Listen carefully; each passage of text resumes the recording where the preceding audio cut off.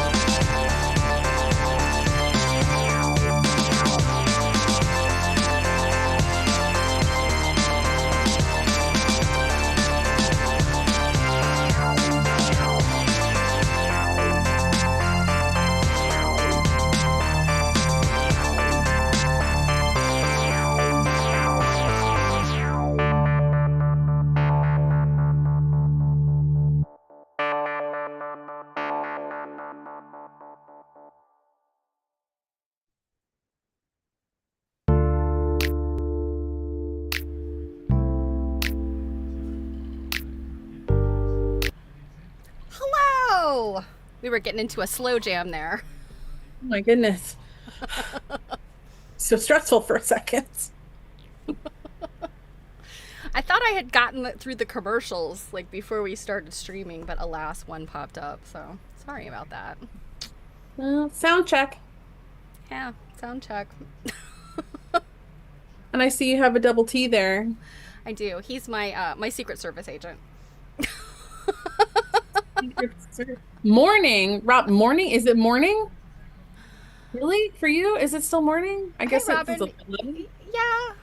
So what? I can't remember. Robin, are you 3 hours? Two? I can't remember what side of the Nevada Nevada time zone is. So hello. Yeah, it's 11. Oh my God. That feels like yesterday already. I know. I don't know how today has gone by really quickly.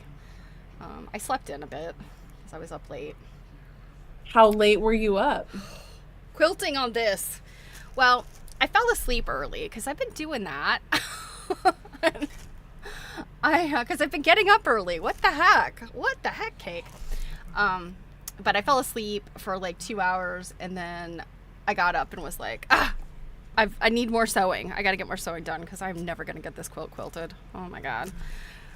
I mean, I'm putting in like 5 and 6 hour stretches, and last night I counted like how many blocks I still need to quilt, and I'm just like, it's half of them. How have I not quilted this entire quilt like 10 times over? I don't know. Are you gonna do that today?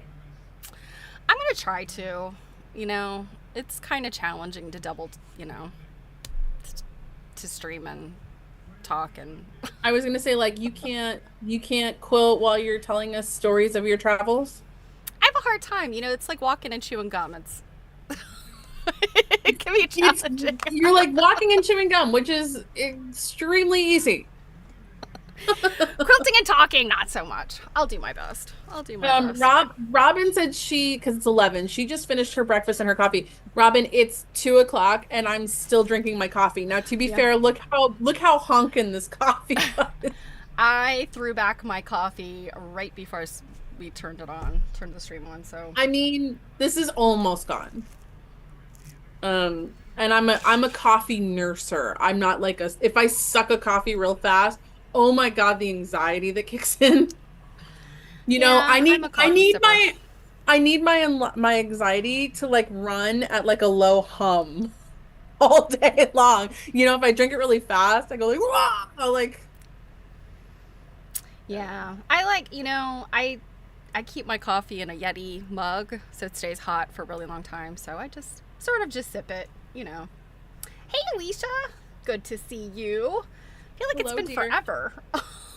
I was going to say, for people that I know you love a good straw, and I was going to say for anyone that is interested in like the reusable straw game, I have to say I have metal ones.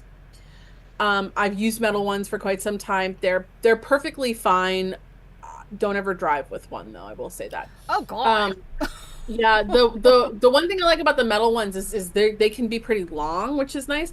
But the thing that's annoying about them is like you can't see in them other than just holding them up. Like yeah, see, that's why I don't like the metal straws. I've tried glass straws.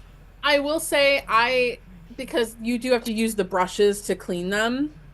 And if you put them in if you let them just soak in hot water before you clean them, it's fine. I've never had a problem, and I always look at them before I use them. But I just have recently gotten the glass straws, and someone had told me oh, you won't like them because it feels like you're drinking out of a boba tea straw. It takes some getting used to. It does.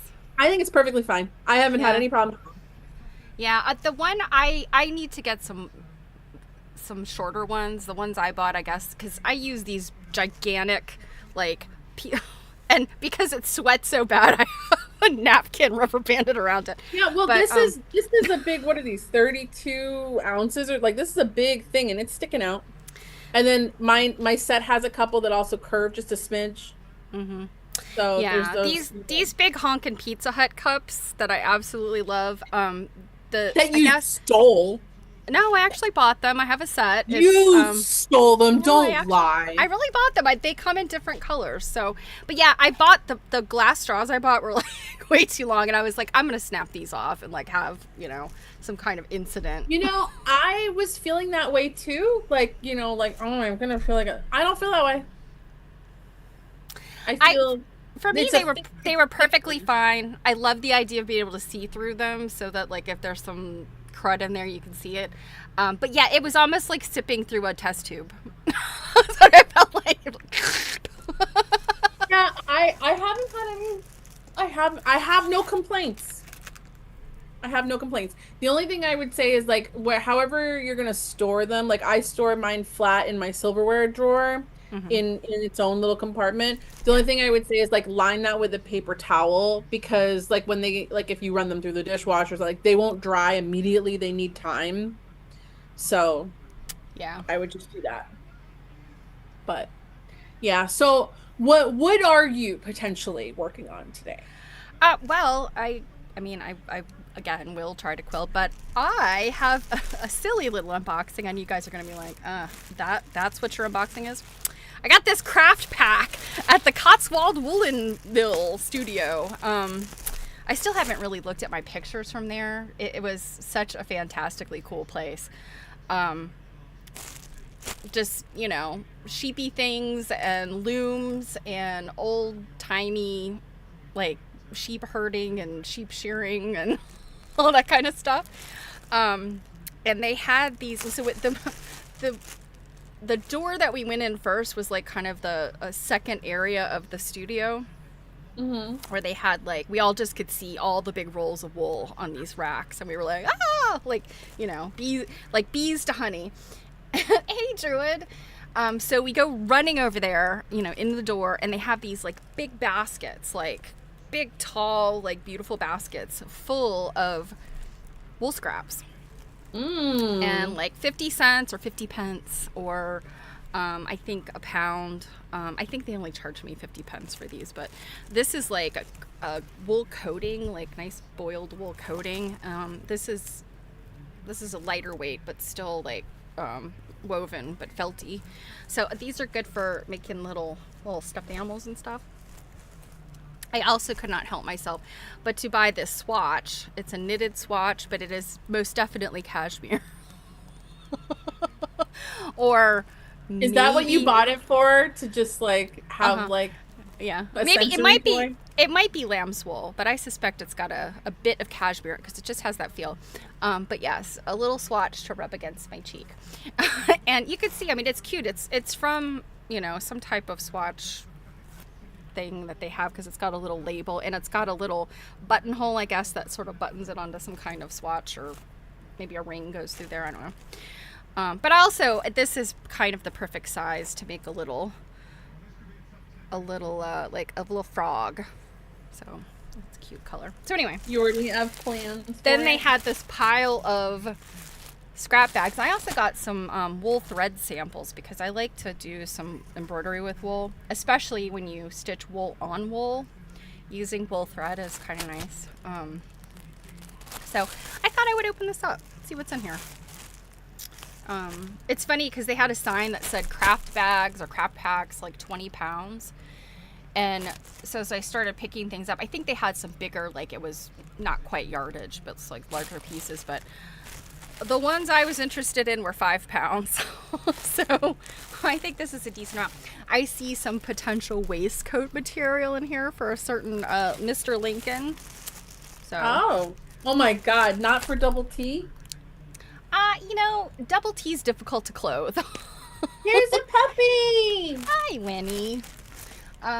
Yeah, you know, he's got this oddly shaped body. Plus, he's got his turtleneck, so, you know, I think he's kind of all set. He's a hat and sunglasses guy. He likes an accessory. So, yeah, shall I do that now, or do you have anything else you'd prefer? No, by all means. I am working on. Oh my goodness, So- what is that? Oh. So for anyone that hasn't been around, I am opening my first case in an antique mall, and my contract starts September 1st, but he's like, you can come in anytime you want. So I'm prepping stuff for that. And across the room over here, I have a couple of TV tables set up as like mock shelves in my space to like kind of organize. Right now, it's just where all the crap is sitting. And I was texting Stephanie and some other people yesterday being like, you guys, pricing stuff for this case sucks. Having to like I write pretty neatly, but having to like write like minuscule, like in permanent marker, like it just sucks. And it's funny, a friend of mine called yesterday about something totally different, but she's also a dealer. And I said to her, I'm like, well, this sucks. And she just laughed uncontrollably in the phone. And she's like, you don't price stuff when you get it. And I'm like, no, I inventory it. But I was like, I don't need to price it when I get it. Like I can just, if I'm listing online and I'm going to list 6 things that week, I can just pull them and price them right then and there. And then also like, I don't generally have to write on these tiny little tags. The only time being when I did the Mid-Atlantic Antiques Festival. And that sucked too. But at least those tags, because they were mostly quilts, were big. I did big tags. Yeah. This is small stuff. So one of the things I'm working on right now, because I just had to order some more sleeves, is I had gotten a couple of big lots of Victorian trade cards. And I already had sleeved and priced a bunch that are already sitting over there. So I don't technically need to be doing this right now. It could wait till like I would to restock. But it's one of those things like it's so mindless and easy to Mm-hmm. do, like when we're playing with this stuff. But anyways, so like if you're not familiar, like Victorian trade cards are advertisements. And this one doesn't have a back to it. Hold on. So this one's kind of cool. So they're advertisements which can range a whole lot of different things. One of the reasons I love them is oftentimes like the picture on the front has nothing to do Yeah. with like what they're advertising, and then oftentimes, but not always, on the back is the actual like written advertisement. Mm-hmm. Um I like the really kooky, weird ones that have is like yeah, animals well and this one's weird because it's just a just like a random guy. Or he. yeah. So I collect ones that have to do with sewing and textiles. I think you've And got some really funny, some fun. Was it coats, like Coats and Clark ones? Where they often Mhm. are. And is it Botticelli? Is that the right Yeah, name? The Corticelli. Corticelli. Um, Yeah, they make some good ones too. yeah, they're so fun. So I collect those ones. I bought this huge lot of them. And luckily there were like 222 of various sizes in this. They often are small, but they vary. Um, and luckily only like four in that whole huge lot had anything to do with sewing. So I'm like, oh good, I have all these ones to sell. But like here's one here. This says um it's just a card. It has nothing on the back and it says compliments of Ferguson and Co. Um Tremont Street, Boston Highlands. And it's just like a picture of like a bunch of kids. Like Weird little kids. Very weird yeah, little kids. like nothing to do with anything. They're super delightful. Um it was funny like I think the first time that I was telling you about them and we were really looking at them and you were like, "Wow, I'd never really noticed." But now that I've noticed like, wow, like they're very interesting and they're very easy to get sucked into. Uh huh. And Um they're pretty affordable. They're a fun thing mhm. to collect, I think, because sometimes you'll run into tons and tons of them. I know there was one antique store in Adamstown, Pennsylvania. I remember, and it was pretty soon after you had kind of discovered the joys of ephemera shows, and that trade cards are kind of an ephemera thing. And they Oh, had like that one that I went to that was really had a lot of cool stuff. yeah, yeah. So it was pretty soon after that, I think, that you'd been to that. And anyway, there was a rack on the corner of this one booth. And I think the booth was primarily like magazines. And I mean, it was an ephemera booth. But they had a number of like kind of cute trade cards in the spinner and postcards and things like that. So, So yeah, here's one that says French laundry soap, Kendall Manufacturing Company, Providence, Rhode Island. And here's the front. Like, what does that have anything to do with soap? And then the back, it's kind of faded, and you can see the reason it's faded is you can see like people used to glue them into like scrapbooking yep. places. Yeah. So this one says from Jas S. Galway, dealer in drugs, medicines, groceries, chemicals, fancy articles, perfumes, stationery, confectionaries, Delphi Onondaga Company, New York. But see, like they're really some of them have a ton of writing on the back of Yeah. them. Some have no writing. Some are just like little calling cards. Like they're just I don't know, they're so cute. And you know the group they're becoming really big with now is um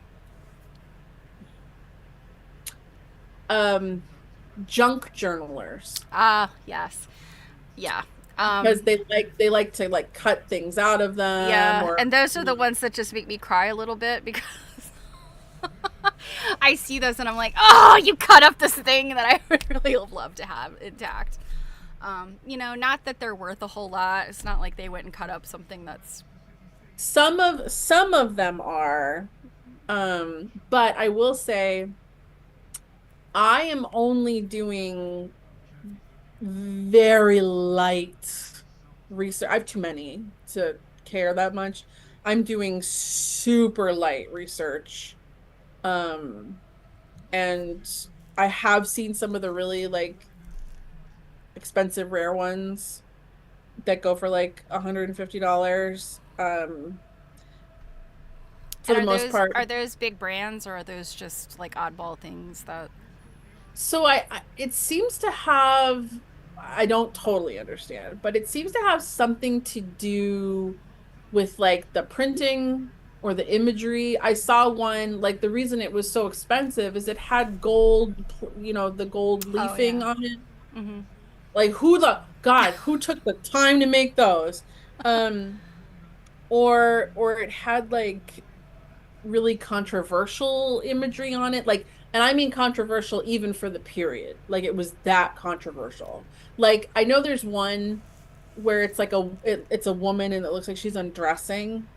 And this is Victorian. These are like, Mm-hmm. these were big from like 1870 up all the way up to like 1930.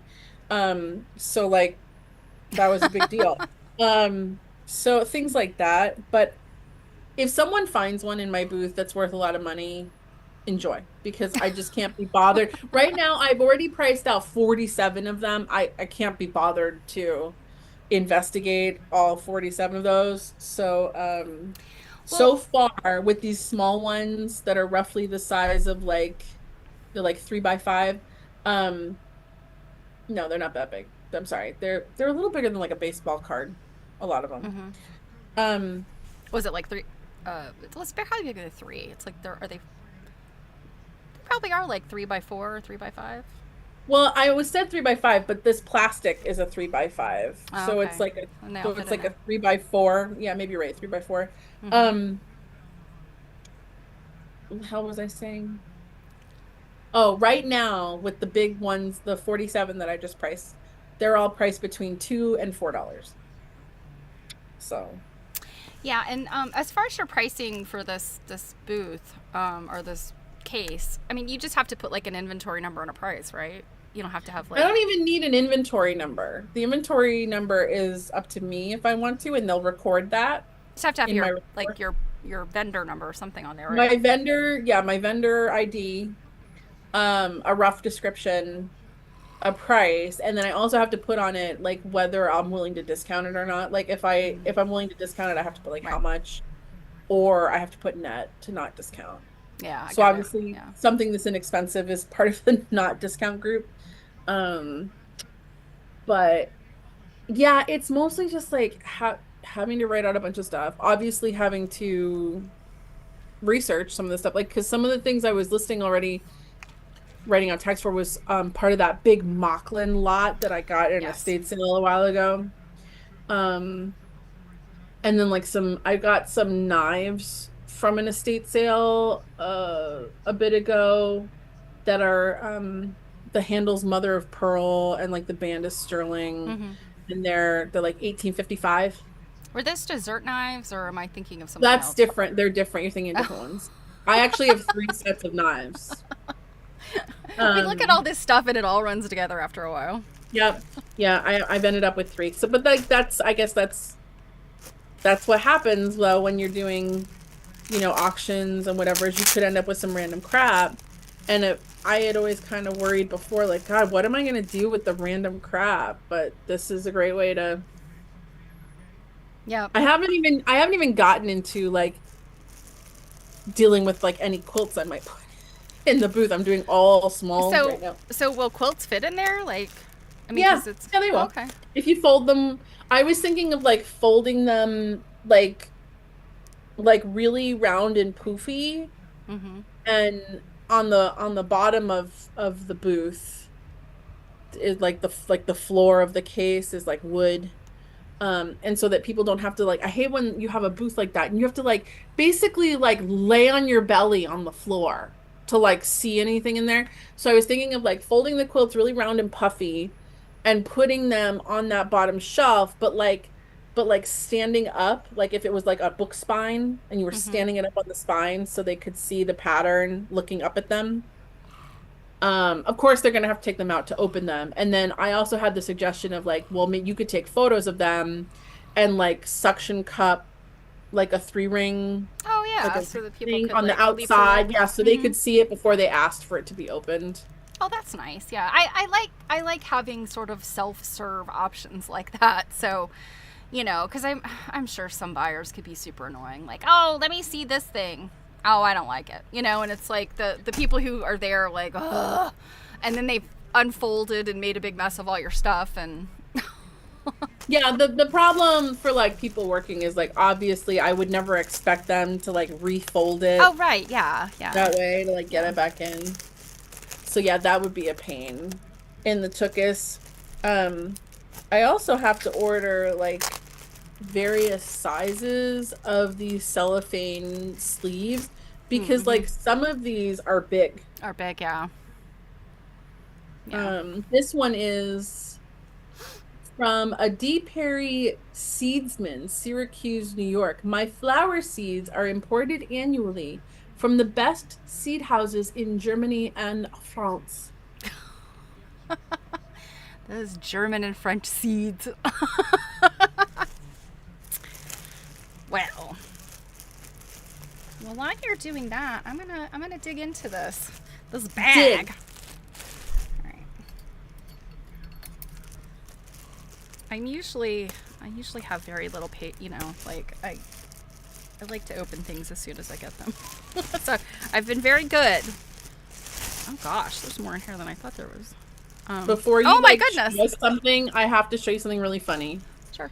This is Atlantic Pacific Tea Company, and it's a woman owl fighting her husband. I love that. She's like throwing his ass out. There's a little broom that she's like beating him with. And then on the back is listed every single storefront they have. Oh my gosh. Sorry, Go ahead. So, lots of tweety things. This one apparently is it's got interfacing on the back, so I mean it's you think from it's the from workshop. an elbow? It's a little bit too perfectly round, but yeah, I mean I think many of these things are from their workshop, so this is very pretty. I don't know if you can. There's like it's kind of a grayish celery green, and then it's got this pink line through it. And then this kind of grayish, darker gray. You can see it better from this side. So soft. I have to say, be the test is you have to rub everyone against your face. Yes. It's interesting. Like the British sheep are, or I guess the British Isles sheep, because I think they've got some that go up into the Faroe Islands or. I don't know. Up into the North Sea. Yeah, it's like they had the tiny medieval, or maybe even earlier than that, the might even be Roman sheep. I don't know. They have the early era sheep that were small, and then the Vikings brought sheep, and the sheep were bred, and they where the sheep are plentiful in Great Britain. Particularly in the Cotswolds, it's just like perfect land for them. Like it's just right for them grazing, and they apparently like to keep their feet dry. So it's chalk. Like if you go down a number of inches into the soil, the bedrock of this area is actually chalk. So it's fairly, I guess, dry. And it's funny because when we went by Stonehenge, and we didn't. Stonehenge, I don't know if anybody out there has ever been to Stonehenge, like in the past. I have no desire to go to it, having driven past it and been like, oh, pile of rocks. I mean, the history of Stonehenge is fascinating, like all of the lore around it and everything, and the supposition of what it was really for. And, I think archaeologists they've kind of landed on what it was all about. And they've even found some really interesting things about the population there. But long story short, I drove by. I was like, "Yay, good for you, Stonehenge." Apparently, it's a major rigmarole to get to see it, to go up to it. It used to be like you could just sort of park and go. Now you have to park in this parking lot that's nearby. You have to get tickets. You have to ride a little bus over there. Um, it's a big hassle. It seems like, just to see, pile of rocks. Um, but outside of that, in this area, they also have other stones, the Aberry stones. But there's lots of, I guess, prehistoric. I mean, I think this is prior to the Romans. These burial mounds there, and some of them are very like you definitely see there's this distinct change in the landscape over this like kind of large mound. And they're burial mounds, and they just know that. I think archaeologists have unearthed some, others they just kind of leave alone, I guess. I don't know if there's a future unearthing or if they're just like, leave these people alone, let them rest in peace. But the sheep are just like climbing all over the burial mounds, having their little snacks. It's pretty funny. The sheep are very cute. And I'm pretty sure I saw alpacas at one point, at one farm or one place. This is pretty purple, sort of tweedy. Is it like a periwinkle color? Yeah, kind of a lavender, sort of a, yeah. This is you bought all of this generally for like applique purposes? Yeah, and for, yeah, just random. Okay, so I got more of these swatches in here. So there's this one. That's very pretty, like a turquoisey teal blue. And then there's this pretty pink one. So these must all have been, I guess, like, where's my green one? So I guess these were some kind of like swatch situation where people could go look through. Well, this looks like a Chanel suit. It's sort of that loose weave, like Chanel clothes.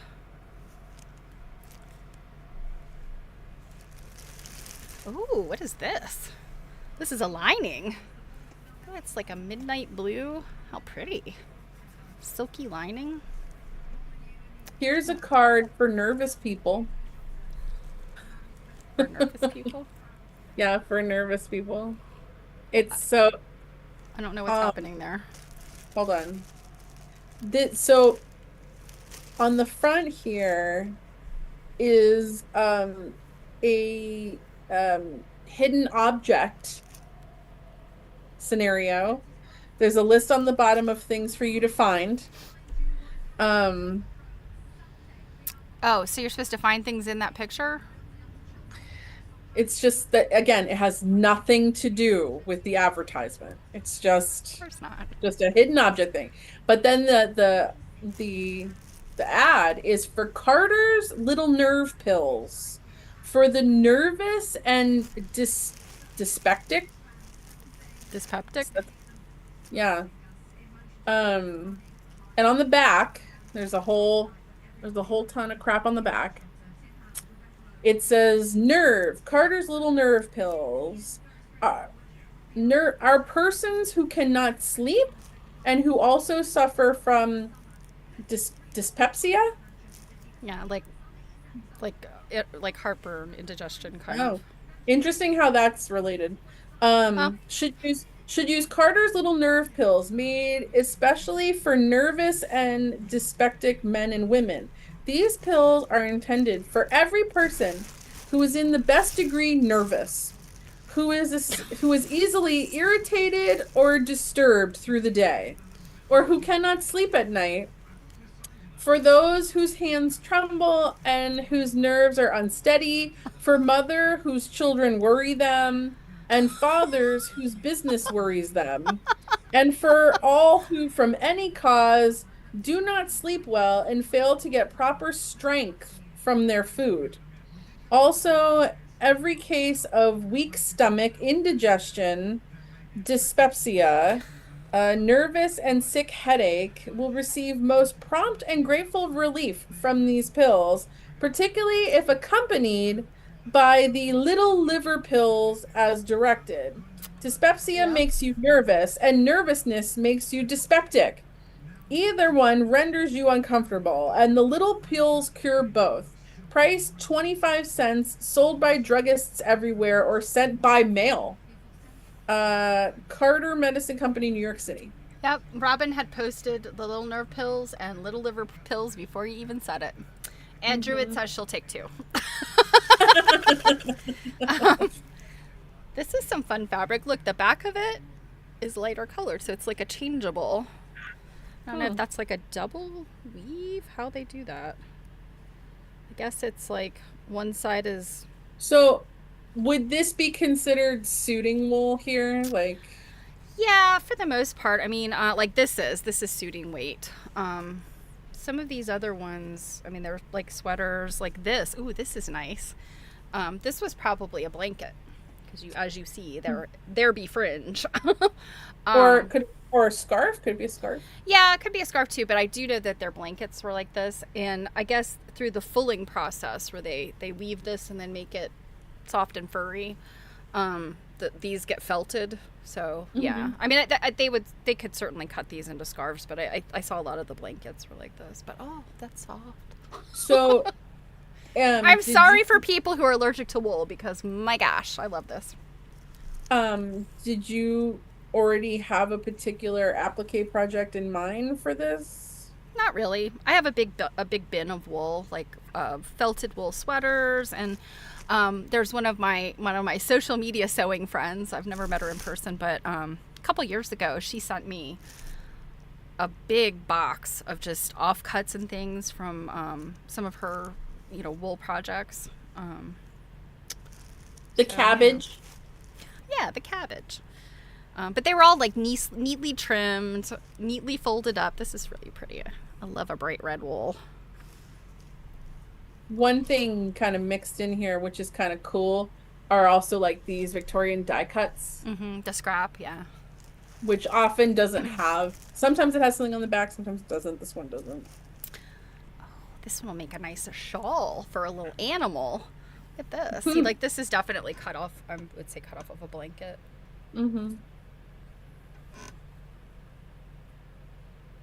I love how they twirl the fringe. That's very cool. This was a nice piece. This was like like a light kind of lightweight coat. I can't believe we're still in this bag. Like, is this a Mary Poppins bag? Yes, is it a pile of stuff in this bag? And these were clearly cut from some sort of clothing. They had lots of clothing there that you could buy. This is really pretty. I'm seeing this as a waistcoat for Babraham or one of the animals, one of my little animal friends. Oh, this is cool. Look at this. Very slubby. I can't tell what's the. Let's see. Speaking of slubby, the other day when I was at a study day / quilt turning at the Plymouth Antiquarian Society, I learned don't ask me what it is because I don't remember what it is. I'm hoping you know what it is. But I learned the phrase for the sound, well, the word for the sound that like silk dresses would make. Swish, swish, rustle, rustle. I don't know. No, there's a word for it, and it's weird. Okay. I think it does begin with an S. Someone's gonna look it up, but there's that when big full skirts of silk would rustle. There's a word for it. Okay, I'm not familiar with it, but I'm surprised you don't know it. I thought for sure you'd be like, "Yep, it's this." Are you looking it up? No. But yeah, slubby reminds me of that. Scroop? Yep. Maybe it's scroop. I actually have heard the word scroop. There was a woman who, I want to say she was in Hawaii, but she was a costumer. And I think she made patterns, and I think they were called scroop patterns. So yes, but I did not remember that that's the word for rustling skirts. Frou-frou is also the French-derived word to describe the rustling sound. Frou-frou? Frou-frou. So this whole time when we're using the word frou-frou to be like, upper crusty, like, you know, Yeah, but I mean, I think that to use it our way, kind of, it fits. I mean, rustling of long skirts, something being frou-frou and overly fancy. Yeah, I think it works. Okay, a couple more pieces in here. This is very pretty. I bought yardage of 2 other colors of this. I have a lavender and then like how much was their yardage? Well, it's not yardage there. It's meterage, I guess. Well, you know what I mean. I don't know. It was measured in centimeters, so I think it's like an odd shape. It's not like a meter. It was measured in centimeters. I'd have to do the conversion, but they were both like the size of a yard, I would guess. Like, oh, this is pretty. Here's another soft blankety one. Oh, I love me some plaid. Mm-hmm. Purple plaid. And here's a couple of other little pieces. I love wool. Because you can... And despite how much you love wool, I don't know that I've ever seen you talk about it or use it. Are there pieces we haven't seen that have wool in them? I'm trying to think. I mean, I do have wool mixed into things. Lots of little bits and pieces. There's another Chanel looking one. Herringbone. And here's the last piece. That was a lot in there. It was, I said. I mean, they're all little small offcuts. It's not like there's... I mean, I think this one piece... No, but if you're using them for applique, they're perfectly usable pieces. Yeah, and for little animal clothes and things. I have... I didn't bring my little patterns, my 2 little kits. It was my Festival of Quilt Splurge, the Luna Le Pen, or Le Pen. I think I've been pronouncing it wrong. She's the rabbit that... I think it's the 10th anniversary coming up.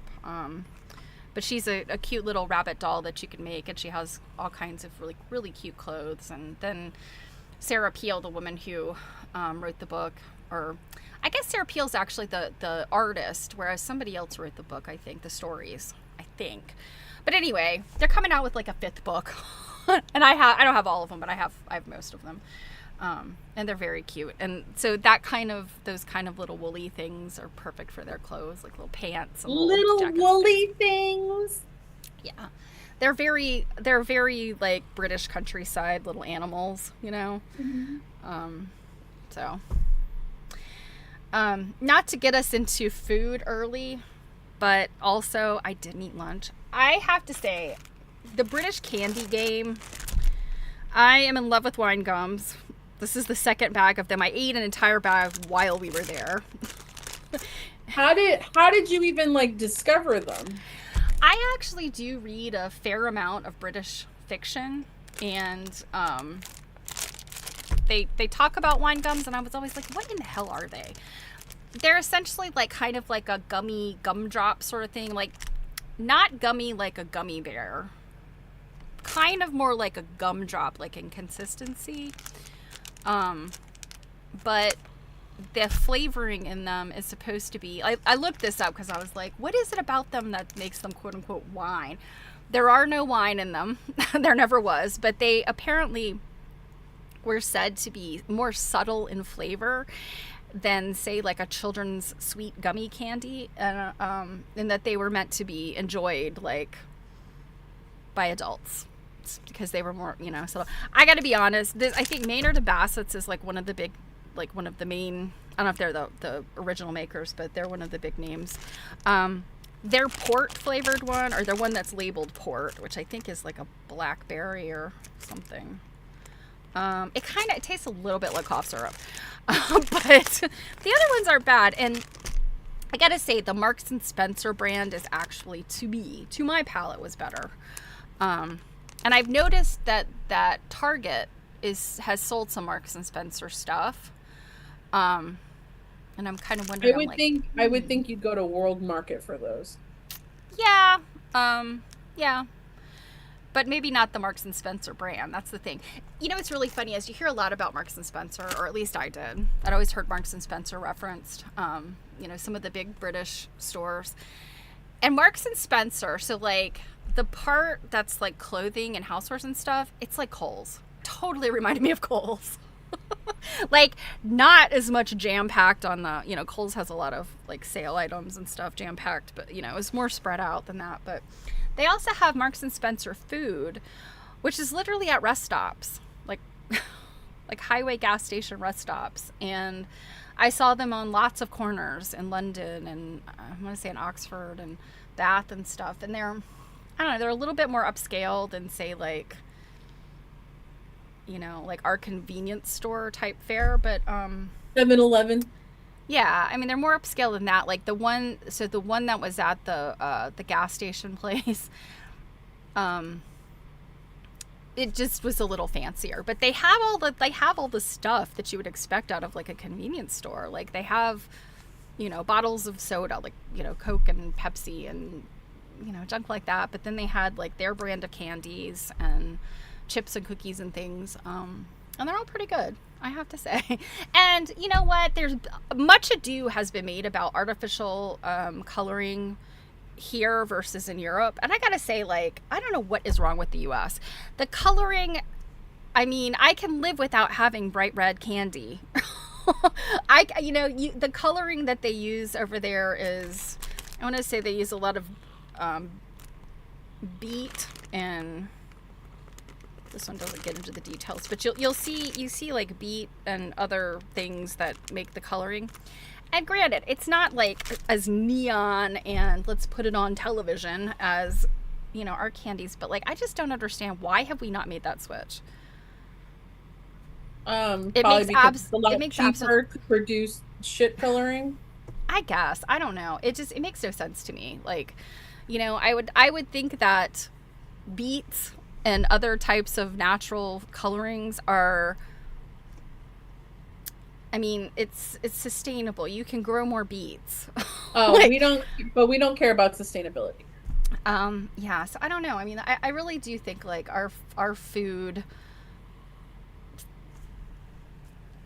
system or whatever, really, I mean, somebody needs to like knock some sense into those people. Like, you know me, I love candy. I love treats and snacks and things, but like, come on, stop poisoning us. Let us eat our sugar and snacks without being poisoned. I mean, sugar's harmful enough. We don't need that red dye, whatever. Anyway. Oh my God, some of the little people and children, and is she a child? Is she a weird little person? Like, no, I think this is a man in drag. Oh God. But this is for Foster, Bessie and Company, clothers and hatters. Okay. Clothers and hatters. And that weird person playing a cello. And it says at the bottom, waiting to be asked. Gonna be waiting a long time, friend. You're scary with your little musical instrument. And then it says, endless variety of young men's knobby suits. Great bargains in men's odd pants. Complete line of gents furnishings. Our price is guaranteed beyond the reach of competition. Honest treatment, satisfaction, equality, and unquestionably low prices. Oh my goodness. One more candy I must share. You're like, enough with candy. Especially considering you're not actually sharing them. Yeah, I know. I have eaten almost all of these, and I've saved these last 3 because these are so delicious. If anybody knows where I can get these in the States, or they're actually they look like plaster of Paris.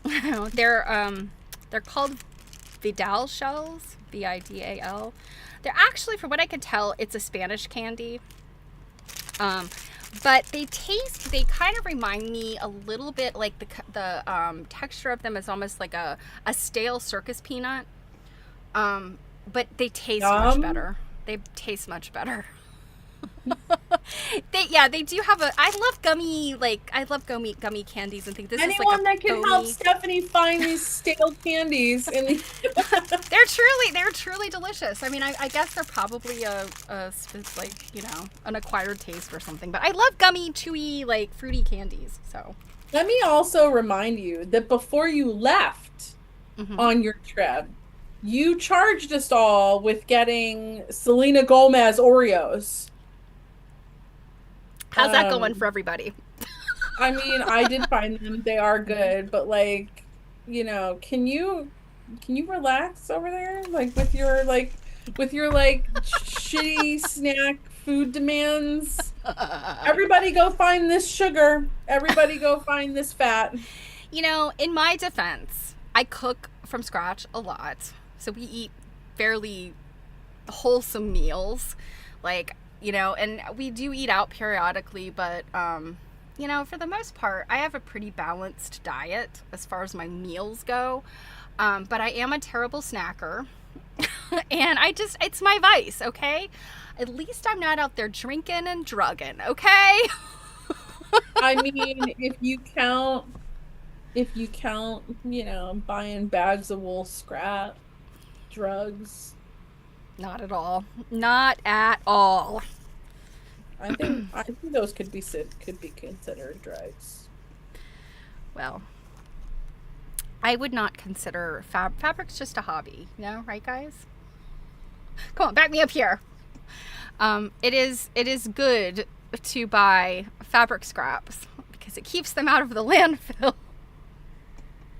Hey, you're talking to a Um, scrap culture, man. I love me some scrap. and I can say it's interesting. I read a book, and this has been maybe a year or two ago that I read it. It's called Shoddy, and it is about the it's about the industry of wool and the fact that we talk about making the problem with fast fashion and that enormous mountain of clothes that's down like in Santiago, Chile or wherever that you can see from space. um, I think I saw some article about some man out there who was like unearthing jeans for his business because that stuff had just been dumped there. But wool, under proper conditions, like wool garments, can be returned to the earth. Sheep wool, as long as it's not adulterated with anything synthetic, can like basically be ground up and put back in the soil. So wool is a very sustainable fabric, and I mean I would say cotton is too.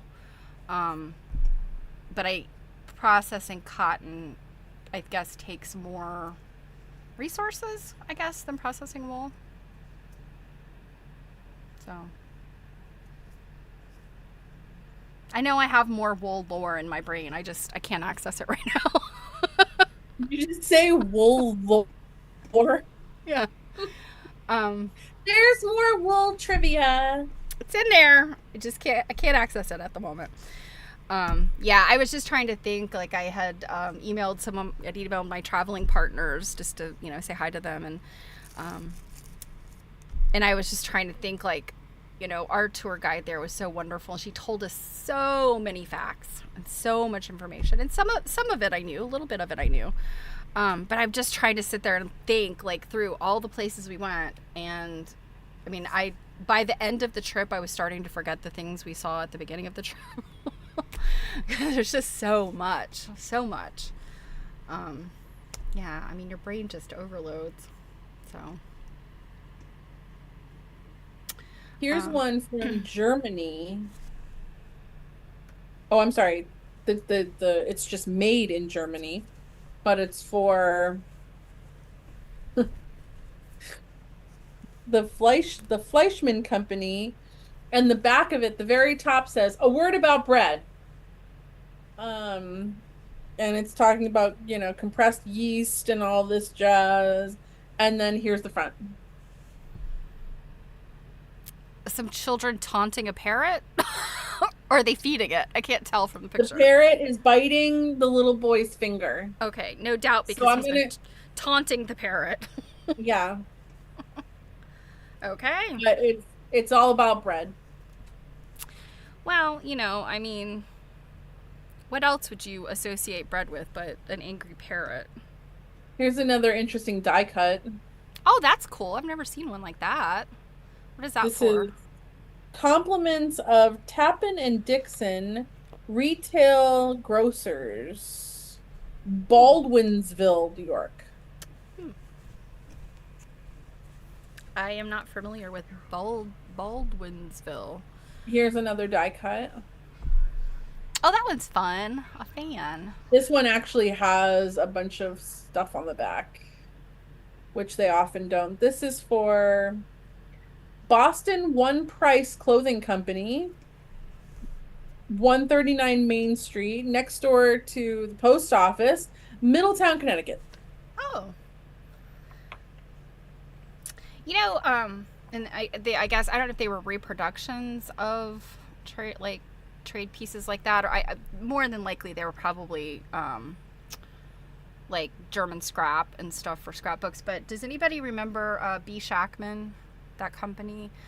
I actually bought a sheet of their scrap at an antique store when I was out in California. But they were popular, like, I guess in the, I don't know, 70s, 80s, 90s. And they had a store in New York. I don't remember when it shut down, but they were, they had all kinds of like toys and just like cute little ephemera things. I think I actually have something here at my desk that's B. Shackman. And I noticed it the other day and I was like, ooh, I need to do something with that. Of course, can I find it now that I've mentioned it? Nope. Oh, here it is. There are these little, I think this was from a banner. I cut these from a banner, but it's definitely B. Shackman. Little. Huh. And I think they sold some of the Kate Greenaway stuff. Mm-hmm. You know, reproductions of Kate Greenaway stuff. Yeah, that's kind of what those die cuts, like, that's what that brings up for me, even though these wouldn't have been advertising pieces to my knowledge. What's everybody else working on today? Yeah, that's what I was about to Anything? ask. What is everybody else working on? I didn't bring any thread to my desk. I can't quilt. I have everything but the thread. And I have to run over to my... Yeah, I was gonna say, I think you're gonna need to like turn off your camera for a sec. So LJ's binding. LJ, I feel like you have just an endless amount of quilts that you are always making and binding. You are amazing. You are very productive. I can't wait to get to the point where I'm binding this quilt. I'm starting to feel like I'm never going to finish it. Like I said, I have put in, since I got back, I have put in more than a few days, just hardcore quilting. And I looked at it last night and I'm like, oh my gosh, I've still, so much more to do. Oh, you are welcome. LJ has sent me pictures of her quilts and they are just splendid. Very beautiful. Druid's planning to work on her art journal today. I love that. Mm-hmm. You know, I don't necessarily have like a very, what I would call an art journal. I have a bazillion sketchbooks always going at all times, and some of them are literally like I'm just writing crap down in them that I may or may not remember. But I always love to paste like fun papers and doodads and bits of things that I find. And I haven't done that in a long time, and I have a very good, nice, thick book for that. And it is somewhere around here on one of my shelves. But yeah, these little things would be good for pasting in there, and like, you know, kid riding a dog. Like, what does the dog have to say about that? Robin said, I have fixed a hole in a seam on a pillow for my granddaughter, and I'm working on my quilted scarecrow cross stitch and just started the 3rd quarter of it. You will definitely have that done by fall time, Robin. That's awesome. If I remember correctly, you wanted to get on that so that you could have it done for Halloween, etc. And if I remember correctly, is it one of the Fat Quarter shop, or like, I can't, Lori Holt? I don't know. Did Lori Holt do any that were like like that. I can't remember. I am not the person to ask, that's for sure. Cloth Tales, Journals of Ephemera, like you described. Yeah, Cloth Tales. That sounds familiar for some reason. Here is a die cut lady, and it's an acorn. Oh, that's so cool! I love that. And it's for a stove. Yes, because acorns and stoves. Yeah, it should be. It should say something like, "Don't be caught filling your stove full of acorns." Okay, yeah, so I was right. Robin, it's a fat quarter shot glory hole pattern. Okay, so Cloth Tales, Phases of the Moon, tea dyeing with rust objects. Very cool. You know what? You know who I saw. Oh, I need to get my Festival of Quilts pictures together. That's the one thing I procrastinated on. I should have done that while I was traveling, because I just took so many pictures. But there was one artist at Festival of Quilts over in the sculpture area that had made a book, and she had done it with rusty objects. Like she'd taken, I guess, the fabric, and I think in some cases, like literally the pages of the book were, it was obvious like the rusty object had been sandwiched between them. So it was like the way she cut the fabric to put in the book.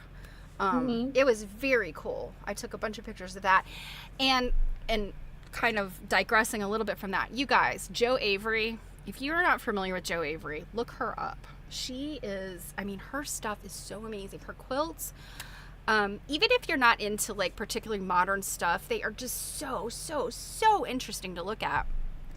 And she does temperature projects as well as 100-day projects, and they are so unique. Like she did a temperature project that was just this long strip, and and they're just these little circles, like there's like an outer ring and then a center on each of these little 365 little circles. And I think the outer ring, I think, was the high and the middle was the low or something like that. You know, I'd never seen a temperature project like that. And then she did a couple of other ones that were just so different and unique. And then the 100-day projects she did were all of these little applique, just playing around. Like every day she did a different one. And it's been a while since I did a 100-day project. You know, last year I did my 100-day project was stitching the Mary Witherwax blocks, which I need to get those. I finally have the backing fabrics. I need to get those together. But I was so inspired by her work. And these little books were just so fascinating to flip through. And I kept, like, other people would crowd around because she had them on little pedestals, and other people would crowd around to look. And I was kind of like, get out of the way. I want to take pictures. The worst part of going to shows and looking at things are the fact that there's other people there looking at things. Yes, tannins in tea and iron in the rust create unexpected results. Yeah, I bet so. I do know, like, just the rusty things. I've experimented with that before, and it makes interesting. Depending on how long you soak it, and I think you could even add like acids, like vinegar and stuff, will do different things. Oh, Robin, he set a self-imposed deadline of having it done and framed by the first day of fall. I like a self-imposed deadline, and it's very satisfactory when you meet that deadline. I, on the other hand, have some non-self-imposed deadlines that I've just been like, oh no. It's funny, I'm now working on a different batch of these Victorian trade cards that I got recently from a woman. Oh my God. She must have, whoever she got these from must have, I don't know, some ties to, I don't know, like this one I'm looking at here. This is for James Piles Purline, and it's for washing, and it's copywritten 1891. and it's Joseph P. Knapp, Lith, New York. It's this little girl here. And there is 1, 2, 3, 4, 5, 6, 7, 8, 9, 10, 11, 12, 13, 14, 15, 16, 17 of the same one. New old So, like, stock. yeah, I was just like, and I know there's a few more in here that have duplicates. But like, damn, I've never seen that before of like Yeah, I don't think I have either. A big ones. multiples like that. Yeah. Mhm. LJ wonders how color fast the tea and iron is. You'll have to try some and put it out in the sun to test. You know, the thing about doing, like kind of natural dyes and natural like mark making like that, inevitably, if you accidentally did this to your clothes, it would never come out. You'd be like, man. But try it as an artistic experiment, and inevitably you'll be like, it doesn't even look like I dyed anything. There are definitely techniques and processes for doing like dyeing with onion skins and turmeric and different things like that. But I'd say in my case, Murphy's Law. Yeah, you get it on your clothes, it's all over with. Try to do it for a project. It will never be as vivid and unremovable as it would be on your favorite shirt. I think that most of my dyeing would have to be like mustard, ketchup, chocolate, all of the things that I managed to get on the white things that I own, which is why I wear a lot of black and gray. You can't see the stains. All right, let me go grab some thread. Yeah, go grab some thread. Can't believe you. I'm like, surprised you don't have it like you don't have it around your neck at all times now. I really do need that. Yeah. A dribble of oil from soup. Yes. Salsa. Absolutely. Oh my gosh. I can't go to a restaurant where they serve the table salsa. I'm always like scooping and then like doing one of these, and I still get it like on my placemat and down the front of me. Like, why? I just saw Sunday, and I think he's wearing one of our shirts. All right, I'll be right back. Yes, he is. He's nothing if not advertising for the team. I'm still sleeving this one stinking card. Like, good Lord. It's nuts. You mean the one you have 17 copies for? Yeah. And half of me is like, should I sell these as a set for someone that wants something like that? Yeah, I guess maybe if you wanted to send them out to, or I don't know, but it might be cute to use it like a, like as a little placeholder kind of thing at a tea party, like a little. Yeah, I think I'll do a little more research on the desirability of multiples like that. Yeah, like sets like that. They're in really good shape. Winnie, would you just relax right there, dog? You could just stay right there, Pooh. Yeah. Sunday came home and now she's like freaking out. Oh, Lay cool. down. So Robin said one of her friend's daughters does food flower dyeing, and she grows most of the flowers she uses, and recently decided to get a degree in farming agriculture. She's been a social worker for many years. Well, that lady sounds like a multi-potentialite with lots of interests. I love people who've got lots of interests like that and kind of, could go in different directions. They're very cool. It's Puppy. Is she She was sound asleep and then she heard him come home and she's like, oh boy, like my cats are the same way. It's like you can't find them all day long, but the second somebody comes home who might feed them, and it's like they appear out of nowhere, and I'm like, where have you been? What have you been doing all day? Well, but wait, wouldn't they do that with you being home all day? Because aren't you the one that feeds them? Yeah, they will pester the crap out of me all day, but also, you know, sometimes I'm just like working. And so our one cat, when she is truly hungry, she'll come up and she'll pat my leg, and I know that means feed me. But yes, they will appear when I go into the kitchen. But if I haven't been in the kitchen for a while, they'll go and do their whatever it is they do. Napping, to be a cat, right? And a nap all day. Well, like before he came home, she was literally sitting next to me here, snoring. I'm surprised you guys didn't hear it. That's pretty funny. Yeah. So, okay. So now I finally finished that. Now I have one here for oak leaf soap and one. Now, that acorn die cut would be good for something like oak leaf soap, don't you think? Or I have 5 of one kid, and then this looks like a whole. It's like a whole like campaign they ran of like having similar ones, but different. Oh, that's interesting. 2, 3, 4.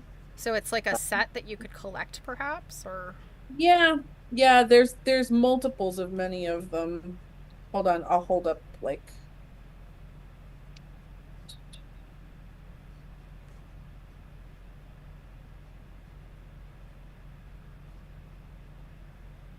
Ah.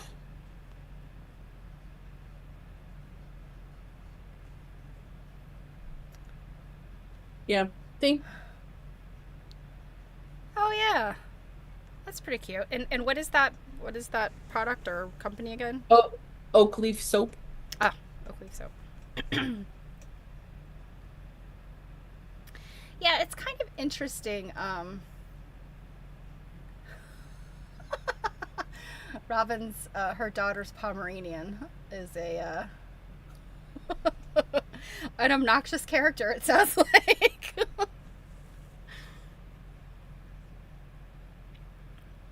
Got to make that announcement. My person's home. My person's come out of the bathroom. My cats need to go in the bathroom with me. And in fact, sometimes our older cat, she is like, how dare you go in a bathroom and shut the door? In our bathroom door, you have to like push it to shut it. So sometimes I'll just like kind of fling it and it just barely latches. I swear this cat is out there like a ninja, like Jean-Claude Van Damme, Chuck Norris kicking the door. I don't know what she does, but it's like BAM! And the door flies open and I'm like, excuse me. Just trying to have a moment to myself here. Yeah, and they're like, both of the cats are like unacceptable. You can't be in the bathroom if we aren't in there. It is our prerogative when you get to go to the bathroom alone.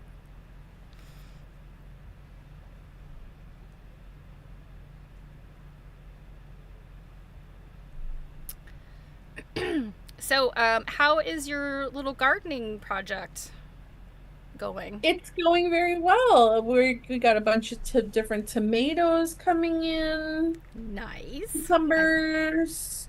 We also have like really pretty flowers out there. We've got broccoli. Broccoli? Yep. I have never, that's one thing that my grandfather never grew. I love broccoli. It's funny. One time, I think I've told you this story before, but one time I did a blood draw for my doctor, which he told me not that I didn't need to be fasted for it. And he was like concerned that my potassium levels were like really, really high. And he was like, "Oh my God, like, do you eat a lot of broccoli or something? Like, you might have to cut that out." And I'm like, "Oh," I was really upset. I was really upset. I was like, of all the things in my life, you're gonna tell me I have to cut out broccoli? But then I remembered, oh my God, I didn't do that blood test fasted. And in the morning, I'd had coconut water. Oh, yes, which is loaded with potassium. So like the next time I did one, I did it, even though he said I didn't have to be fasted, I fasted just to see. And he's like, "Oh, your potassium levels are totally fine now." I'm like, Huh. Phew. Isn't that interesting? Yeah, Like, I did not know that. I guess I didn't know broccoli was high in potassium. Um, I'm not a big broccoli fan. oh You my know, God. like raw broccoli, you know, Oh, I with don't the like it. I don't like it raw unless it's really, really, really finely chopped, like in a broccoli slaw. yeah, like I broccoli's fine like that. You know, just like a small floret to dip in a little ranch. That's all right. I do not love steamed broccoli. Like any. So there was a study done um on on children of boomer parents. I don't remember who, what, where, when, but and the reason why a lot of Gen X and millennial had issues with like broccoli, Brussels sprouts, um, and it's because our parents really didn't know how to cook them and just steamed the ever living life Yeah, well, out of them. what I can tell you, my mother is not a fan of cooked vegetables. She likes raw vegetables. And so as a kid, we ate a lot of salads, a lot of raw vegetable. And I mean, I'm lucky. I was as a kid, I could just walk down to my grandfather's garden, pick a tomato and eat it, you know. And I thought every kid got to do that. It wasn't until I was a little older that I was like, "Oh, not everybody has a garden in their grandparents' backyard." Um but yeah, so my mom never cooked broccoli or Brussels sprouts. I didn't have Brussels sprouts until I was an adult, and I want to say the first time I had them, they were quite delicious because they were like roasted with bacon Yes. or something like that. But what I was gonna say is a lot of like Gen X and millennials like grew up like not necessarily loving certain vegetables cooked and they found out it's because all our parents did was steam them. Well, They never yeah, did anything else with them. And then when they got older and had them a different way, maybe at a restaurant or someone else's, and we're like, oh my God. So there was this like moment of like reckoning where oh yeah, sure. you know, yeah, Gen X and millennials were like coming back to and I always liked broccoli, but um I don't dislike it steamed. I don't like it steamed to death. Like I don't, you know, where it's just like baby food that's like, you know, still in its form. I Mushy. like it It's to like have, really you know, mushy. yeah, some girth to it still. But my favorite way to make broccoli now is to grill it, like on the stovetop. Um, Yeah, Same I've with done Brussels sprouts. yeah, I've done roasted broccoli, and it is still not my favorite thing. Now, a roasted Brussels sprout, I mean, try to separate us. I love roasted Brussels sprouts. Okay, Robin said, yeah, medication. I, I, I'm assuming you mean one of your kids, one of your daughters. Yeah, only veggie she ate. Yeah. Um, Yeah, I'm trying to think like, well, in my case, it was my grandmothers that were probably more of the problem. Neither of my parents loved my grandmother's vegetable cooking, and it was because they boiled the crap out of stuff and not steamed, boiled. So boiled potatoes, boiled collard greens, boiled green beans or pole beans, boiled lima beans. Um, just all of the different beans and things just boiled in pots. Um, and yeah, it was just ugh. And my mom, like she would make me eat some of that stuff, like green beans. She herself would not eat green beans that were, See, you know. even it's funny, I just made green beans like the other day, and even green beans, I will parboil them just to get the raw bite off of them, Mm-hmm. and then I will grill them like Oh, on like yeah. in a skillet, olive oil, a little bit of butter, salt, pepper, uh, garlic powder, and they're Mm-hmm. delicious. Like, Yeah, I mean, I think lots of vegetables just grilled are quite good. mhm. I usually do them in the oven, just on a tray, because that's faster. You don't have to babysit them. I cook a lot from scratch, but I'm a lazy cook. Like anything that I could just like set it and forget it. Yeah. Last night at like midnight, I was making um a cold pesto pasta salad, because one of the things we have in the garden is a buttload of basil. Oh, basil. Make pesto. All you need is garlic and pine nuts and olive oil and basil. So I mean, delicious. I was making pesto, but it had more than that in it. Also, I didn't use pine nuts because they're super expensive. I I substituted know. nuts. But people that substitute other nuts kill people like me. Yeah, that's okay. 'Cause Um, but mine also had a little bit of lemon juice and Parmesan cheese in it too. oh yeah, Parmesan. I forgot about Parm. Yeah, a good friend of mine, she used to grow tons of basil, and she would have like a basil making party. And I never got a chance to go because I always had some conflict. But she would make. She started making a special batch for me that had. I'm trying to remember what nut she used. I guess maybe she bought a small quantity of pine nuts and made me my own. But she typically used walnuts as a replacement. So here's an interesting one. What do you think this is an advertisement for? I couldn't even tell you. Could be anything. Well, it's a little boy and he's got that one of those stick toys, Oh, right? a stick and a hoop. Yeah.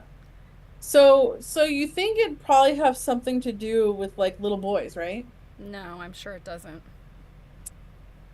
This is an advertisement for a corset. And it's called the Hygia Improved Electromagnetic Combination Corset. Electromagnetic. Yep. Do you plug it in and it has magnets? Like what? No woman should be without one if she desires an elegant figure and good health. As by wearing this corset, the most awkward figure becomes graceful and elegant. And it's manufactured by Western Corset Company, St. Louis, Missouri. And this actually has the agent's name on it, Mary Stewart, I think. So it was a woman salesperson I guess so. or distributor? Oh, that's interesting. And it was delivered, it's going to be delivered June 6th to 7th. Very nice. Very nice. Robin mentioned her mother cooked everything. This is I always enjoy this story about my grandmother. Back when HelloFresh came out, and the different pre-box sewing cooking kits. My mom had gotten like a HelloFresh to try it, and she had one in the refrigerator that needed to be cooked. So she just took it all to my grandmother's house when she was going to visit her, and cooked it there. And my grandmother watched her cook it. And with HelloFresh, if you've never done any of those, they give you specific times for how long you're supposed to cook. And honestly, that's how I learned how to cook better. Was like, you don't have to cook chicken for 20 minutes in a pan. You only cook it for like 4 to 6 minutes on either side. Like, you get it brown, you know, like a nice golden on the, and you flip it over and you do the same, and then you use a thermometer to just make sure it's cooked all the way through, which 99% of the time it is if you just cook it properly. My grandmother watched her, and then so my mom plates it, and my mom's actually a very good cook, and I think my grandmother was very tentatively eating the chicken, and my mom's like, it is cooked, it is not raw, it is cooked, it is fine. And I'm sure good well cooked chicken is juicy and very flavorful and delicious. So anyway, my grandmother I guess chokes down the meal and on the leftovers she puts them away, and then I guess my mom was leaving to go back home, and she said, "You're gonna recook that chicken, aren't you?" And my grandmother wouldn't answer her, and she was like, "You're gonna recook that chicken, and it's perfectly cooked." I guarantee you my grandmother recooked that chicken as soon as my mom left. and her her version of meat, it's not edible unless it is cooked through and through, tough as leather, dry as sawdust. then that's good meat. And to this day, like, I don't sausage. I'm a little picky about sausage because, you know, like patties of sausage, if it's not a straight up hockey puck, like that, because that's what I grew up eating. And bacon must be crisp. Dear God, don't give me bacon that's not crisp. Wow, I like bacon both ways. I like bacon that's a little less, and I do like bacon that's crisp, but it depends on the kind of, like, if you're using really good bacon, like fresh bacon, well, you better not cook that to a crisp. Well, the thing is, I mean, a nice meaty thick cut bacon, you just need to crisp it and render the fat. Bacon, cheaper bacon that's like more fat than it is bacon or meat, you really do have to cook that down, or it's like, ugh. I'm always a little ambivalent about meat anyway. If it wasn't for bacon and cheeseburgers, I could very easily be vegetarian.